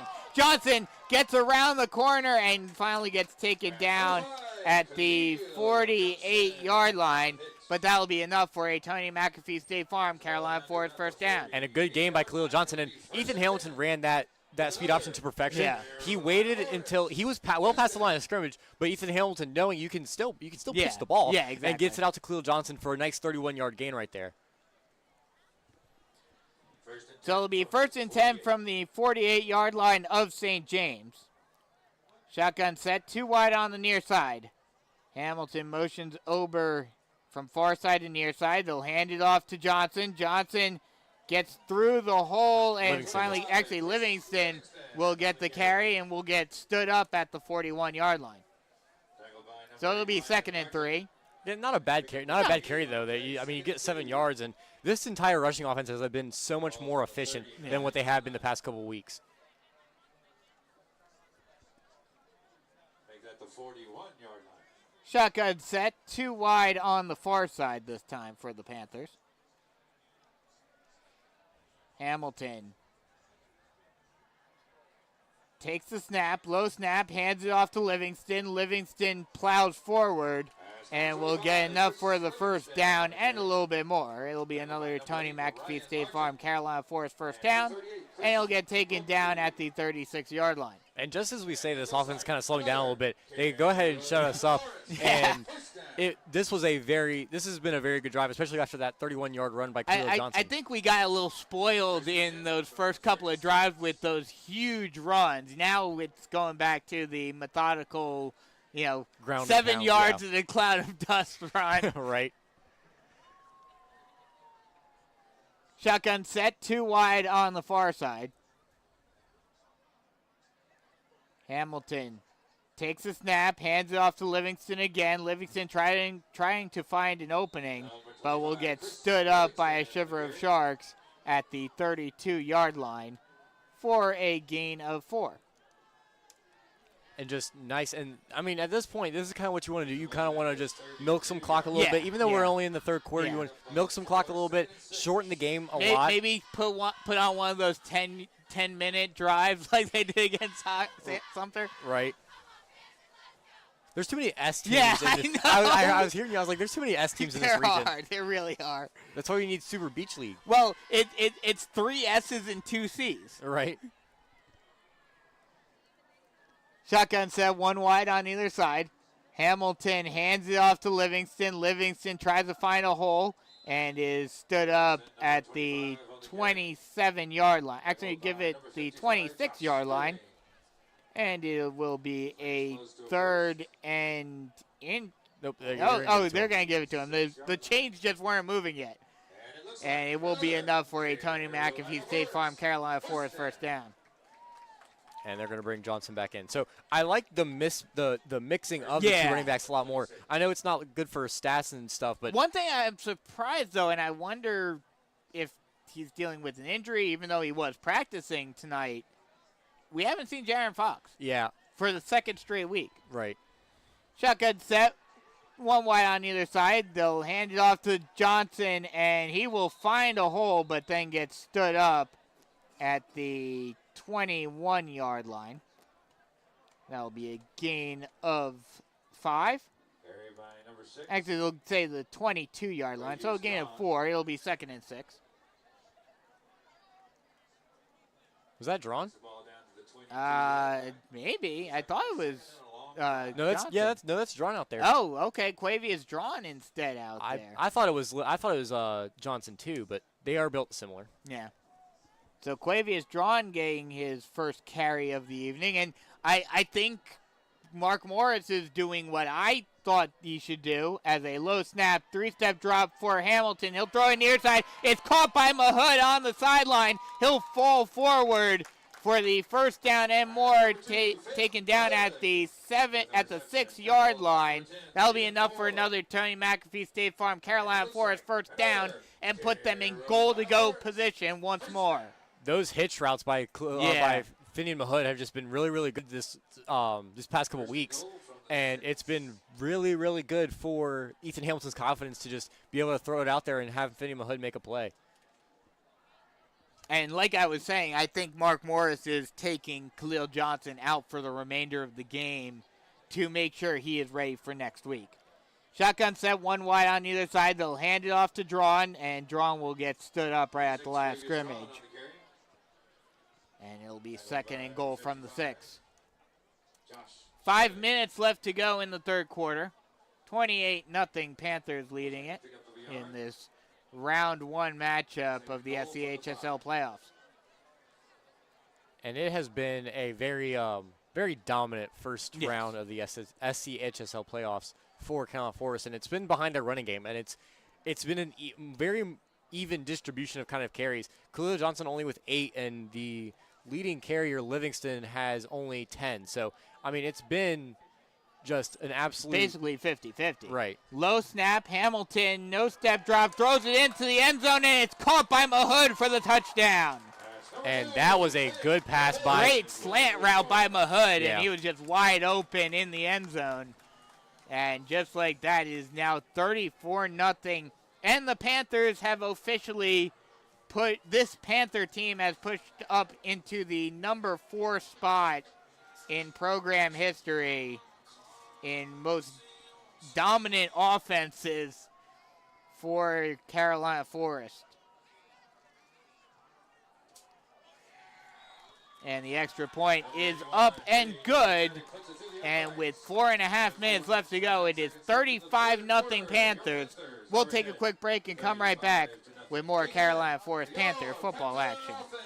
Switching is easy. We do it all the time. We switch on the lights. We switch TV channels. Some of us switch partners while square dancing. Well, that's a stretch. But what's not a stretch is how you can switch and save with State Farm. In fact, State Farm agent Tony McAfee, right here in Carolina Forest, can switch you over so you can start saving today. Tony and his team are ready to welcome you to the State Farm neighborhood. With Tony McAfee, it's easy to switch and save. Just give him a call. When you want the real deal, like a good neighbor, State Farm is there. Big thank you to Beach Automotive and Anderson Brothers. 4.5 minutes left to go in the third quarter. 35-0 Panthers lead it. And it's funny, my mom just texted me and goes, "Did you stop tweeting at half?" I said, "No, we just haven't scored yet." And now, she just goes, "Oh," and then because she saw the tweet, it was kind of funny. Yeah, it was a little bit of a slow start to the third quarter, but the Panthers did put another score on the board. And I mean, just again, the dominance continues from Carolina Forest. Yeah. As J.J. Chaddock gets ready to boot it away, and he will. It's a high kick fielded at the 3-yard line by St. James, trying to get around and still on his feet, and finally getting taken down by a crowd of Panthers at the 26-yard line is Cooper Kelly. And that's where St. James will start on offense. First and 10 for the Sharks. And I mean, this game for Carolina Forest, I mean, defense has looked really, really good. Offense has looked really, really good. It's just been a very, very overall, like, there's not much more I can say besides the fact that this team has been dominant on both sides of the football. This is just one of those dominant performances that you just watch and enjoy if you're a fan of that team. Mm-hmm. Shotgun set, bunch trips on the near side. They motion Kelly out. They'll run the jet sweep. He gets a hole, but then the hole is filled very quickly by Braylon Fernandez. And Charles McCray coming from the free safety position to close that hole and shut things down. Actually, I take that back. That was actually Jared Serrato. There's a St. James player down. Ball's on the 26-yard line. I couldn't tell. I'm gonna see if I can. It might be Cooper Kelly. Which that would be an even bigger blow for St. James. Not that I think this game's pretty much at hand at this point. But yeah, I don't. But Cooper Kelly's just the past 2 weeks watching him. You can tell he's special. Yeah. It's almost like a Hunter Renfrow on Saukesty type thing where it's like the player's really good, but the team is kind of dragging him down. And I mean, you can tell they're trying to get him into every single snap they possibly can, and it's just tough. If you're a St. James fan listening, I deeply apologize.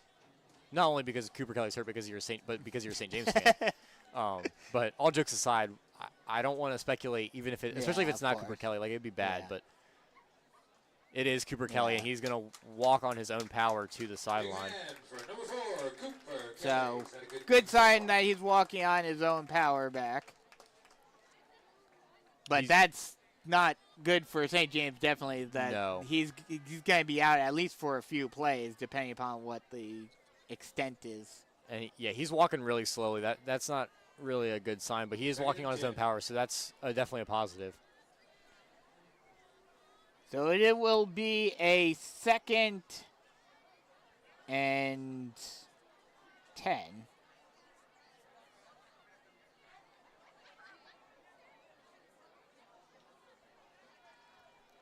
Shotgun set, 2 wide on either side for St. James.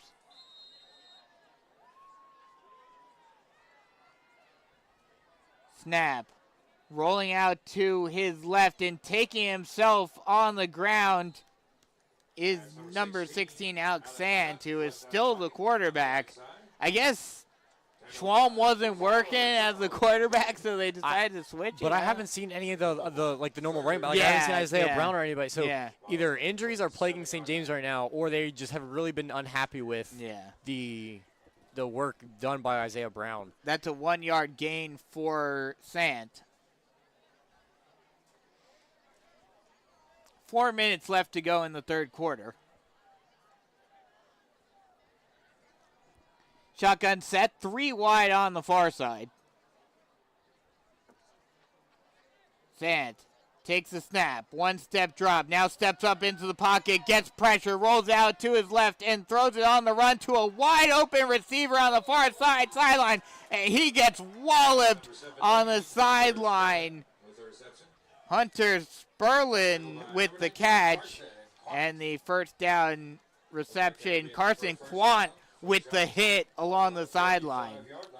But honestly, really good mobility by Son there to evade pressure and find an open man, especially while under pressure, while running. Yeah.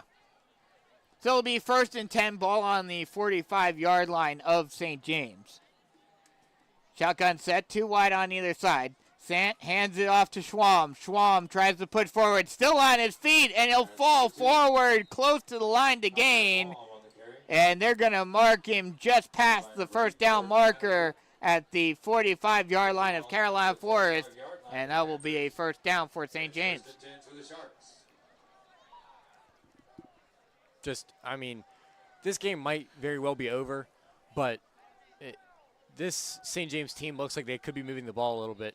And I think as a whistle is blown, that looks like Jordan Sandover. He can't play. He's limping off that right leg. And that's not a good sign for the Panther secondary moving forward in the playoffs. From the 45. Yeah, he can't put any weight on that right leg. Number 8, Jordan Sanford comes out. They'll go pistol. 2 wide on the near, actually 3 wide on the near side. Sant takes the snap, hands it off, trying to find a lane is Schwalm, and Schwalm will get tripped up right at the line to gain. Carson Quant with the tackle. Great job by him being able to wrap up Schwalm. But I'll tell you what, even with Sandiford leaving, Carson Quant has come up and stepped up big for this team in the second half of the season. Yeah, this secondary, you have so many players that can come in to fill roles if need be. And especially everyone's gotten minutes at some point in this season. Shotgun set, 2 wide on either side. Sant hands it off to Schwalm. Schwalm spins out of the tackle and pushes forward, bringing a prowl of Panthers with him to the 30-yard line for a first down. Fights his way down to the 30-yard line. And it's just been, finally getting a good drive together, but I would have to say that it's probably a little too late. Oh, it's definitely too little too late at this point, but, I mean, for any St. James fans that might be listening, the upside for you guys is that it looks like, I'm assuming because he was not on the roster yesterday, I don't have a year for Sant, but I'm pretty sure he's on the JV squad. So he is an underclassman as he'll take a 3-step drop, throws it high over the head of Baylor Tibbetts, way out of reach. However, if he throws that ball in a line, there's about 3 different Panthers defenders that were going to pick that off to go the other way. So better to float that one up over the head than have that picked off and go the other way. But like I was saying, Santa's looked pretty good at the helm of this offense. So maybe some hope for the Sharks for next season. Yeah. Shotgun set, 2 wide on either side.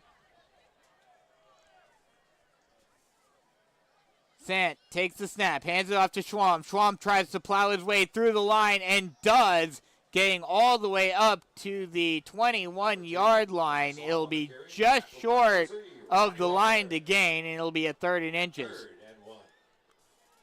Ball's on the 21-yard line. 2 minutes left to go in the 3rd quarter.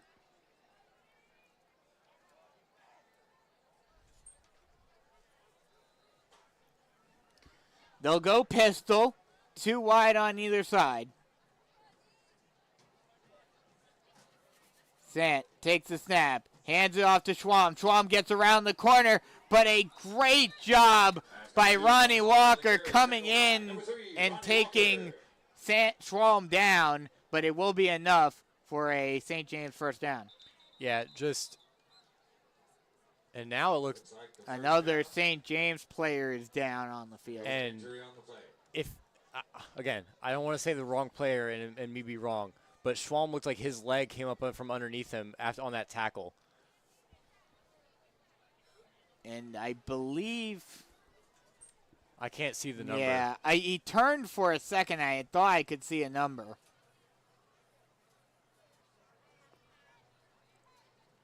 We'll have to wait to see any update. We'll take a quick break on this injury and come right back with more Carolina Forest Panther football action.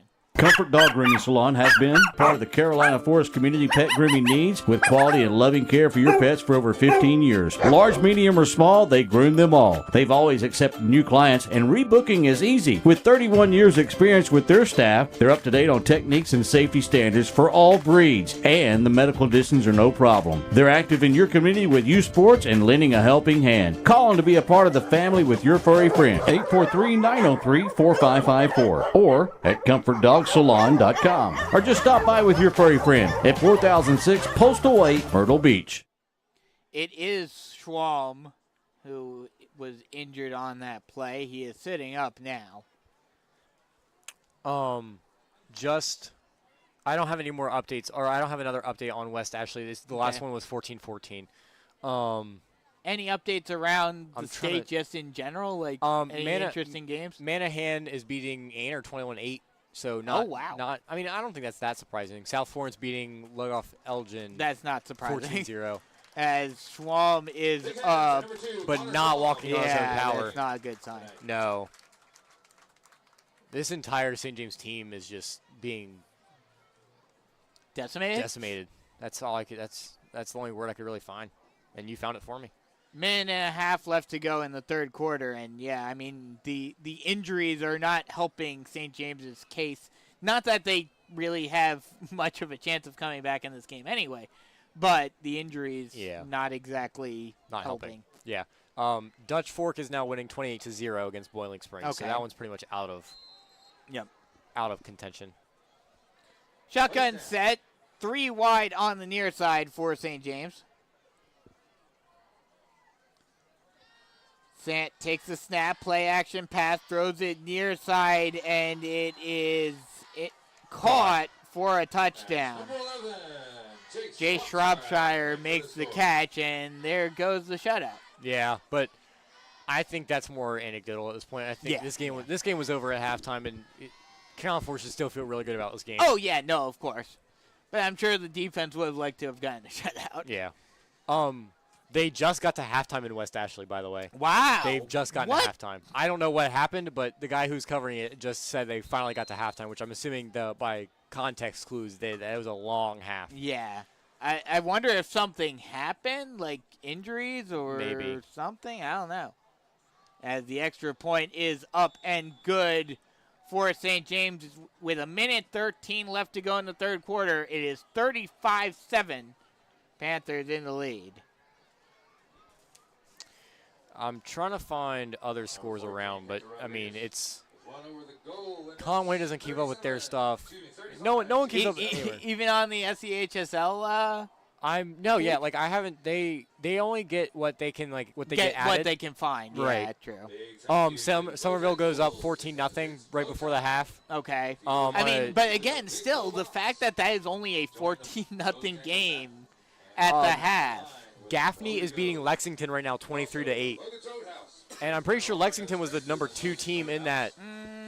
I think Gaffney should be the number 1 team. The higher seed. Yeah. Big thank you to Bojangles. I just remember seeing Lexington. Oh no. Yeah. Lexington's number 3. Okay. And Gaffney's number 2. 2. Yeah. Okay. That was 36 minutes ago at the end of the 1. So. Apparently, unless that's... Gaffney is completely destroying Lexington now. Okay. It's now 40-8. As the kickoff... Looks like number 30. Quavon Ward falls on the ball. they tried to go for an onside kick again. Did Makes it a first St. and 10 James, for and the Quavon Ward fell on it 7-yard line. for the Panthers. So Panthers get a semi-short field. They'll have the ball on their own 47-yard line. Going into halftime, Fort Dorchester 17, Socastee 6. So still a 2-possession game in that one. Shotgun set, 2 wide on the far side for the Panthers. Hamilton hands it off. Quavon Ward. Quavius Drawn. Sorry. Quavius Drawn gets the carry, and he'll get a gain of 6. Too many ball carriers that look the same. Yeah, I know. Can you check on something for me? Because according to the SEHSL website, it's saying that Spartanburg has already beat Rock Hill. They already played. Oh, Spartanburg already played. Did they play They last played night? last night. Oh, okay. I guess weather-related or something. So that is one game in 5A that has already been determined. And that was an upset because Spartanburg is the number 4 team, or was the number 4 team in their region as compared to Rock Hill number 2. Shotgun set, 2 wide on the far side. They'll throw a screen pass out, and getting held up right where he caught it is Jordan Hollifield.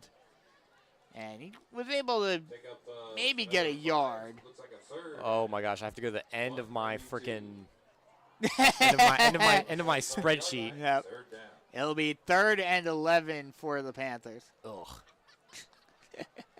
This is fun. It's always fun. I mean, that's like. Hey, that's when you know that the game's pretty much over, as that will end the third quarter. That's the end of the third quarter. 35-6. Start in the fourth with the Panthers Panthers leading it as we head to the fourth quarter. We'll take a quick break, come right back with the final quarter in this round 1 matchup of the SEHSL playoffs. Switching is easy. We do it all the time. We switch on the lights. We switch TV channels. Some of us switch partners while square dancing. Well, that's a stretch. But what's not a stretch is how you can switch and save with State Farm. In fact, State Farm agent Tony McAfee, right here in Carolina Forest, can switch you over so you can start saving today. Tony and his team are ready to welcome you to the State Farm neighborhood. With Tony McAfee, it's easy to switch and save. Just give him a call. When you want the real deal, like a good neighbor, State Farm is there. Start of the 4th quarter, and with it being pretty much a foregone conclusion and a blowout, I'll give Preston Payne some play-by-play time. Hooray! This is probably the most play-by-play I've gotten in a 2-week span the entire time I've been here. So, of course, it comes against hey, maybe even next week, too, based on what I was seeing from going into half, by the way. It's Goose Creek and West Ashley still tied at 14. Wow, so that game may come down to the wire. And I will repost any updates that we get from those games. Yeah, once we get an update, we'll let you guys know. Either way, we'll be here at Carolina Forest, but who we will be playing, we'll let you know. Yes. TBD. Yes. 3rd and 2 for Carolina Forest on the St. James 45. Ethan Hamilton looking to the sideline. Play clock at 12. Shotgun set. 2 wide on the far side, 1 on the near side with Livingston in the backfield. Snap. Hands it off to Livingston. Livingston's got a hole. He'll have enough for the Tony McAfee State Farm Carolina Forest first down plus a little bit more, and that'll be a run for 4. And Livingston, as I mentioned, will get the first down. Yep. Yeah, just a nice little run. It's funny. The first half, it was these big, giant runs for the Panthers, and now it's back to the 7 yards in a cloud of dust type running for Carolina Forest. Yeah, even though this team has definitely slowed down a little bit after halftime, it's still been a very very dominant performance even in the second half. Not getting to the top scoring game though. No. Shotgun set, 2 wide on the far side, 1 on the near side. Low snap. Ethan Hamilton's going to have to make something out of this. He's going to run. He's got some space, too. He's going to get to the edge on the near side. He's got some room, and he's going to get down to the 30-yard line and make a play out of absolutely nothing.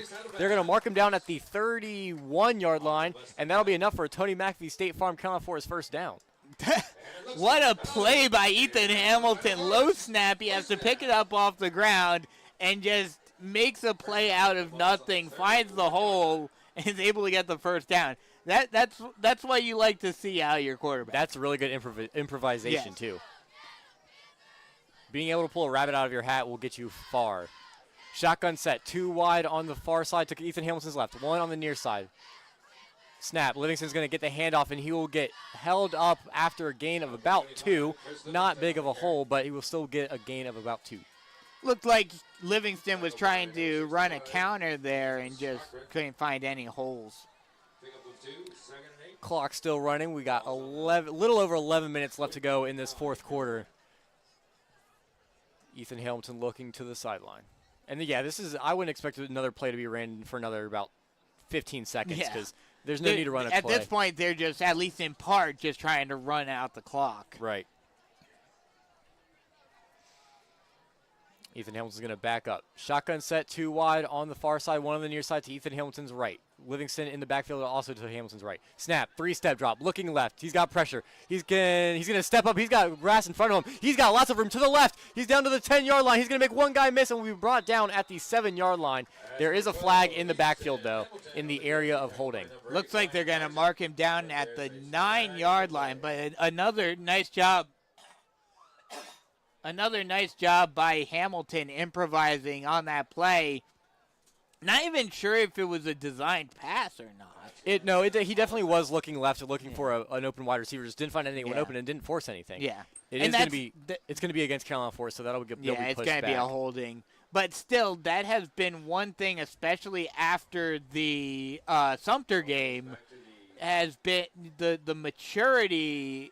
The maturation of Ethan Hamilton has been remarkable over the last couple of weeks, where he threw 2 picks in a game, and you said, you can't throw with Ethan Hamilton, and over the last couple of weeks he's been doing much better in the passing game. Yep.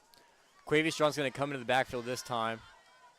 Shotgun set 2 wide on the far side, 1 on the near side. Snap, 3-step drop. He's looking left again. It's going to be a screen pass, and this time it'll be incomplete, but it's going to be a late hit on Ethan Hamilton, and there's a flag for what I'm assuming would be the late hit on Ethan Hamilton. I would assume this is going to be a roughing the passer. And that yes, it is. It is.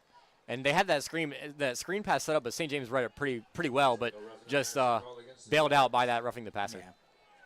Lucky break for the Panthers right there, not, with the roughing the passer as a result of the screen pass being completely blown up.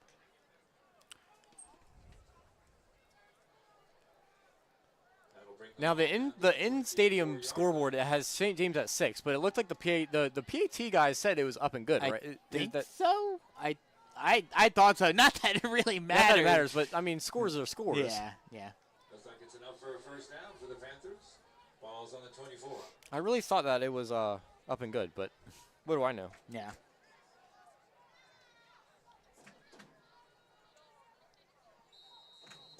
Yeah, the official CF football account says 7, so Okay. I think we're in the right side of history on that one. Ethan Hamilton withdrawn in the backfield. Shotgun set 2 wide on the left side of Ethan Hamilton on the far side, 1 on the right side. Snap. Hands it off to Drawn. Drawn's got a little bit of a hole, but will get swallowed up at about the 27-yard line after a gain of about 2. James Cochran. Looks like a gain of 1, 2nd and 9. I'm not going to say he got 1. Ball should be on the 23-yard line. Oh, it's the 23, not the 27. You guys know I can't do math. 9:38 left to go in the final quarter of this first round matchup in the SCHSL playoffs.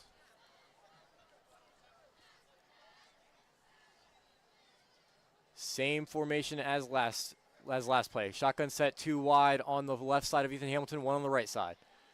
Snap. They're going to go speed option with Drawn. Drawn's going to get the pitch, and he's got a little bit of room in front of him. He's going to make one guy miss and fall down at the 16-yard line after a gain of about 6. They're going to mark him down at the 17, it looks like, so it'll be a 3rd and 3. Drawn gets the ball down to the 17-yard line. 3rd and 3. 3rd and 3 from the 17-yard line, excuse me.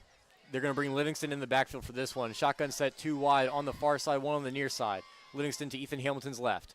Snap. Livingston's going from left to right. He's got a hole, and he will have enough for the Tony McAfee State Farm cutoff for his first down after a gain of about 4. Basically just got pushed forward by the St. James defense not being able to bring him down. Dare I say a tush push? Yes. And it looks like And that will keep that clock rolling with 8:32 left to go.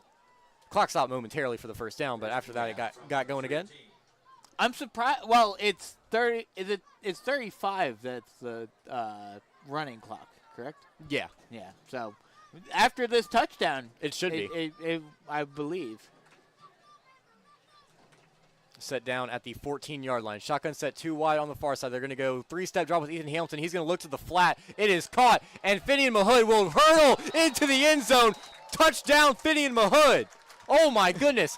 Holy crap! Pass number 2. That and I'm shocked that he. I mean, that was a bit of a dangerous play right there by Finian Mahood trying to leap over the defender to get into the end zone. You know what that reminds me of? I forget who made it was the Cincinnati Bengals, and where he did the front flip over and stuck the landing. I forget who it was. Was it T. Higgins? No, it was a while. It was older than that. Oh, was it Ocho Cinco? No, it wasn't. No, because I always think it's Ocho Cinco, and it's okay. not.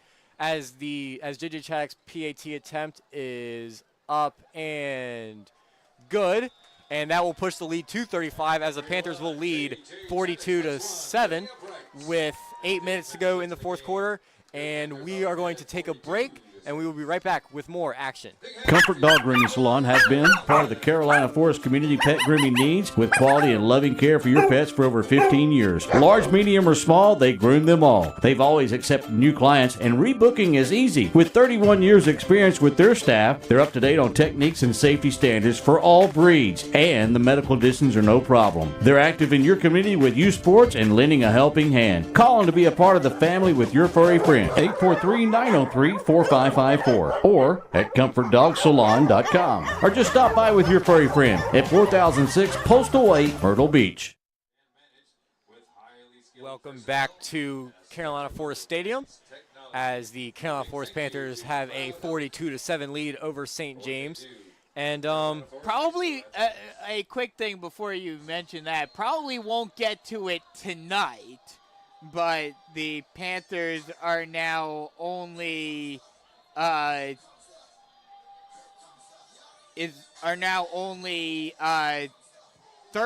points away from getting up to the 2020 mark of 379 points in the season. Yeah, I don't think we're seeing that tonight. Next week, probably going to see that. As Carolina Forest is lining up for the kickoff. Well, now the CFHS football account is saying 6. So maybe I need to go and update that. Maybe.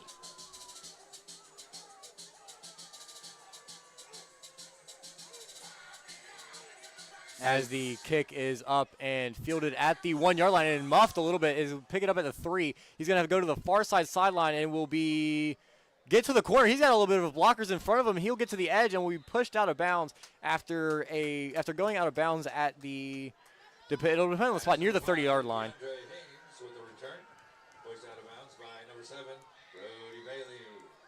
They're going to say they stepped out at the 29. 31-yard line. Oh, 31.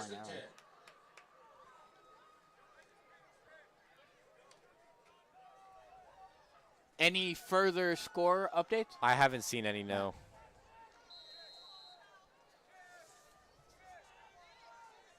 Shotgun set. No, they're going to go pistol set this time with 2 wide on either side. They're going to motion, and they're going to hand it off down the middle to believe that is Hayes on the carry, number 5. Keandre Hayes. That's number 5. Yeah, Keandre Hayes. Tackled by number 35, Vincent Mikowski and others. Not in 5A or anything, but just related to a team that the Panthers faced earlier on in the season. Oceanside is dominating. I believe that's Lake City Lee County actually. 42-0. Shotgun set. They're going to run the speed option to the outside with Hayes, and Hayes is going to have a little bit of room after making a couple guys miss. He'll be right down at the 40-yard line after a prowl of Panthers take him down. Tackled by number 35, Vincent Mikowski. Pick up of another 5. Looks like a third and a short one. Ball's on the 40.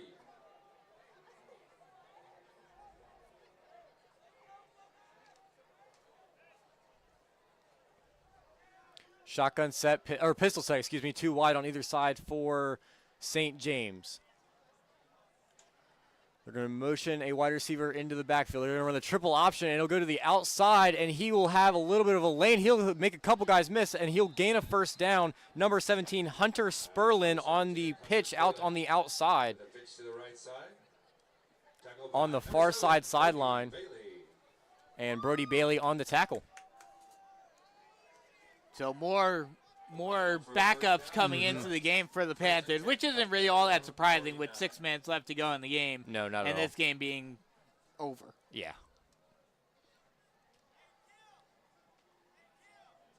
Did you see the Chapin-Stratford score? No, I did not. I want you to go check that. Shotgun set with 3 wide on the near side to the left of the quarterback. 3-step drop, looking to that left side, going to make a couple guys miss, and he'll get to the outside. He's got some room to run. He'll have a first down and a little bit more on that far side sideline, getting down to the 35-yard line for Sant. If I'm not mistaken, it was 14-7, Stratford losing to Chapin, but just check me up on that. 35-yard line, 1st and 10 for the Sharks.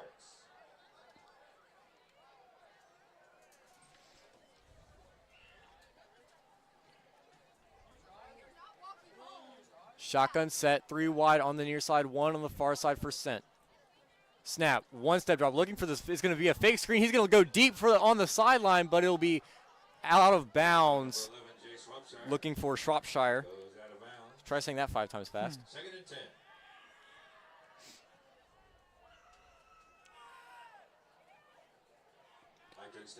And it'll be 2nd and 10 with 5:31 to go in this 4th quarter. So St. James looking to just put some points up on the board, and it is not a running clock, by the way. I think it's got to be higher than 35 points. Yeah, I think it has to be over 35 points, so that would make sense. Shotgun set, 2 wide on the other side for Sant. Sant's going to motion a wide receiver into the backfield. 3-step drop, looking to that right side on a hitch to the first down sticks. He's going to have the first down and probably about 3 more yards down to the 23-yard line. Hunter Sperlin on the catch, on the hitch route. Oh, excuse me, that's Jay Shropshire on the hitch route. Excuse me.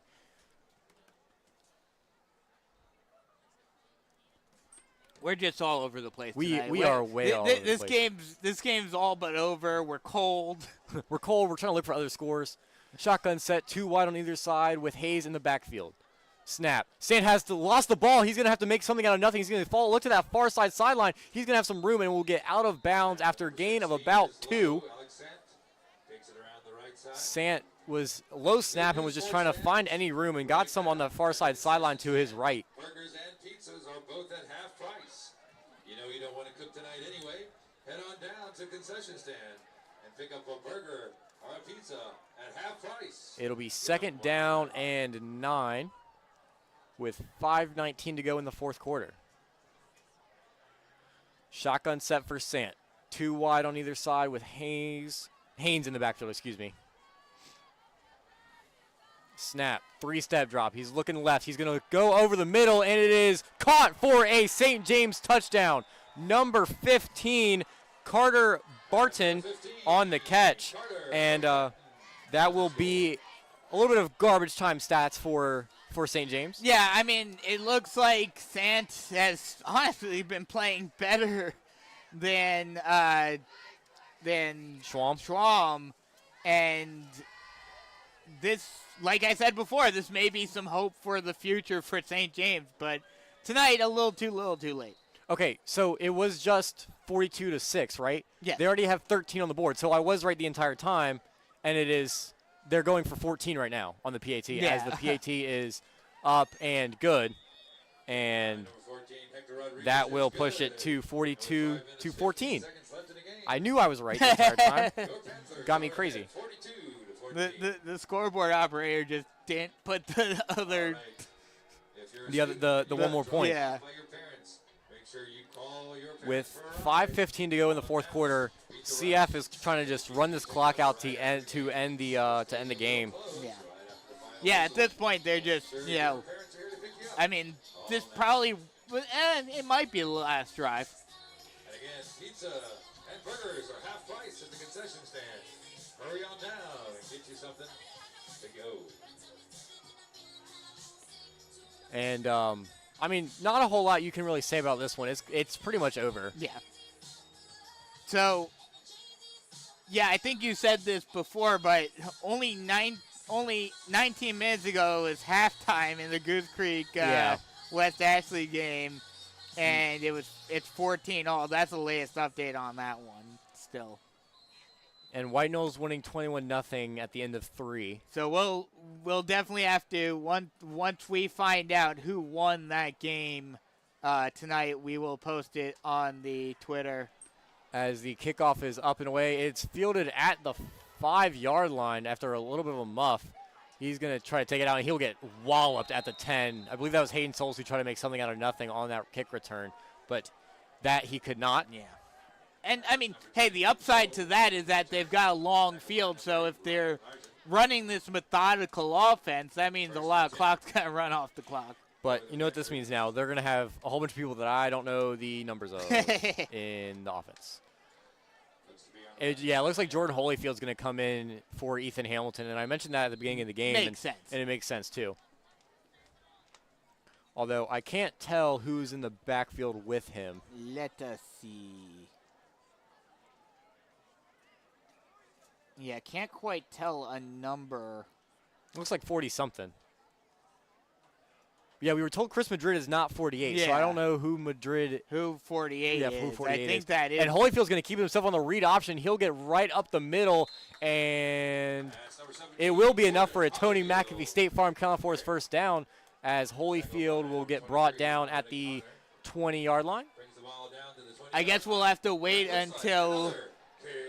The PA announcer. Well, no, I was going to say wait until Mike Duprez posts on Twitter who it is if he gets the ball handed off, because he was the one who told us earlier that apparently it is not Chris Madrid.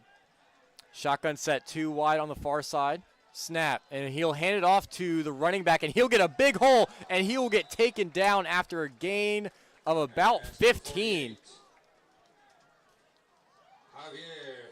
Javier Higgins. Okay. So we're going to add another. Well, you could just change the Madrid. Right, yeah. The Madrid was Javier Higgins. Higgins. And that is a 12-yard carry for him. And that'll be another Tony McAfee State Farm Carolina Forest first down. Thank you for picking me up. Shotgun set 2 wide on the far side for Carolina Forest. Holyfield takes a snap, going to hand it off to Javier again, and Javier is going to get pushed to the 40-yard line after a gain of about 4. And, they're just running the clock out here with 4 minutes to go in the fourth quarter, up 42-14. Lots of 4s in that sequence. But, yeah, just a really good – I mean, this is just what you want. You want to drag out this and Higgins is actually going to come out, so they're going to bring another guy onto the field. Number 19, it looks like. I don't know who number 19 is. Shotgun set 2 wide on the far side. Snap. He'll hand it off to number 19, and he'll get to the outside and will be brought down after a gain of 2. Pass number 19, Jatavius Long on the carry. Jatavius Long. They're going deep. Oh, gosh. Okay, at this point, I know I should. But I'm not putting him I don't in think we're going to – I don't think we're going to see him anymore for the rest of the playoffs unless there's another blowout. With no disrespect. Yes. Shotgun set 2 wide on the far side. Let me ask you, how many running backs is that? A lot. That Seven, has gotten yardage for Carolina Forest this season. As Holyfield's going to keep the read option snap and will get no gain on the play with 2:50 remaining in this game. I believe you are correct. It is 7. That is now 7 running backs who have gotten carries for the Panthers this season. Yeah, insane. 1, 2, 3, 4, 5, 6, 7, 8. Oh, 8. 8 different people have gotten yardage. Well, are you including Ethan Hamilton? Obviously, I'm saying Ethan. running backs. Yeah, so 7. Yeah. Well, now 8 actually, because I didn't count. As they're going to bring someone with a real jersey in now. I believe this is Higgins again. Yeah. On 4th and 3 from the 48-yard line. And what's crazy, as the handoff is given to Higgins, and he'll have enough for a Tony McAfee State Farm Carolina Forest first down. And what's crazy is that I guess because of the, I guess just because of the way the jerseys are, the JV guys have white numbers on their jerseys. Yeah. So you know when the JV player comes in if it's a white number, as compared to the red numbers for the varsity squad. But even Higgins has red numbering, and he is not. We haven't seen him this year so far. Yeah. Shotgun set from the 49-yard line with 1:45 to go. Shotgun set 2 wide, a bunch set to the right of Holyfield. They're going to hand it off to Higgins anyway, and Higgins is going to get a hole up the middle and will be taken down after a gain of about 7. And I feel like we could just throw anyone in there and it would just work. Oh, yeah. At this point. Yep. Sant in the shotgun set with a bunch formation to his right on the far sideline and one to his left. Snap, 3-step drop. He's looking deep. He's got time in the pocket. He's going to scramble out to the far side. He's going to look deep, and it is going to be incomplete. Looking for number 22, it looks like, on that pass play. It's going to be someone not on Ryan Sever. Ryan Sever on the pass target. There's a flag down in the backfield. It's going to be holding on St. James with 47 seconds left in the fourth quarter. Holding on St. James is the correct call, and it'll be first down and 20 with, again, 47.9, so basically 48 seconds left. Yeah. Brendan, I had a pleasure calling this game with you, and I want to do it next week as well. Oh, yes. Hopefully we'll have a few more. I would hope we have a few more. I'm waiting for a couple weeks from now with a potential date for Somerville. That will be fun. Yeah, shotgun set for Sant with 3 wide on his right. Snap. He's going to look right as well. He's going to loft it up to the corner, and it is incomplete. Targeting number 20 on that pass. Looks like number 20. Yeah, number 20. Apparently there's no 20. No on 20. the roster. Okay, cool. I'm glad. I'll just go. Maybe it's 22. Is it 22 again? 22 Ryan Sever. Perhaps, yeah. You know, I can't read. can't do math. Can't read. These numbers are easy though for St. James. It's black on white. It's 20. It is 20. What? So we don't even have. They go super JV. They don't even have him on the roster. No, it's okay. It's in numerical order. I want to go home. I think we all do. 43.5 seconds left. But they threw the ball and stopped the clock. Shotgun set 2 wide on either side of Sant. Sant's going to get a low snap, and there's going to be pressure. He's going to roll out to his right. He's going to float one up, and it is incomplete on the far sideline. He was looking right. The closest receiver, I think it was number 20 again. So that's fun for me. We don't know who you are. Nope. 26, actually. No, I take that back. It was 26. Zach Zerwaski. Zach Zerwaski. That's how you know they're getting deep. 3rd and 20 with 37.7 seconds left in this football game.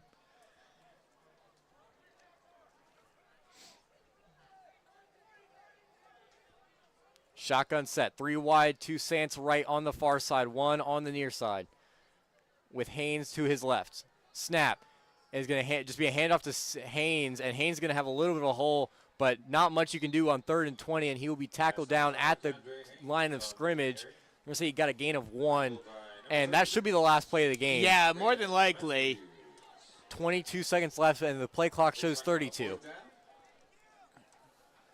Yeah, that should be it. St. James walking to the sideline, and for St. James, this will be the end of their season.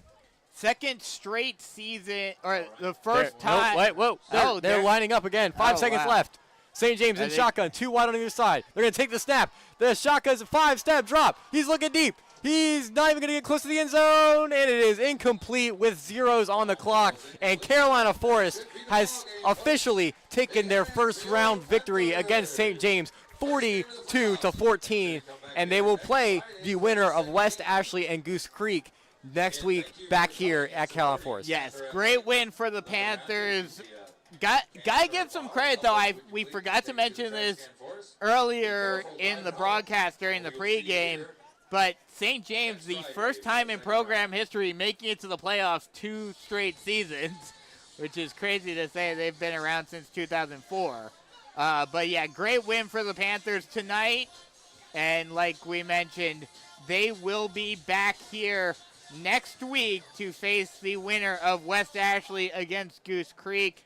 Right before we go off air, yes. I finally found a Berkeley-Conway update. Berkeley is leading 28-8 against Conway. Doesn't really surprise me. Not surprising. Not at all. But like I mentioned, winner of West Ashley Goose Creek will come to Panther Stadium next week to face off against the Panthers in the second round of the SEHSL playoffs.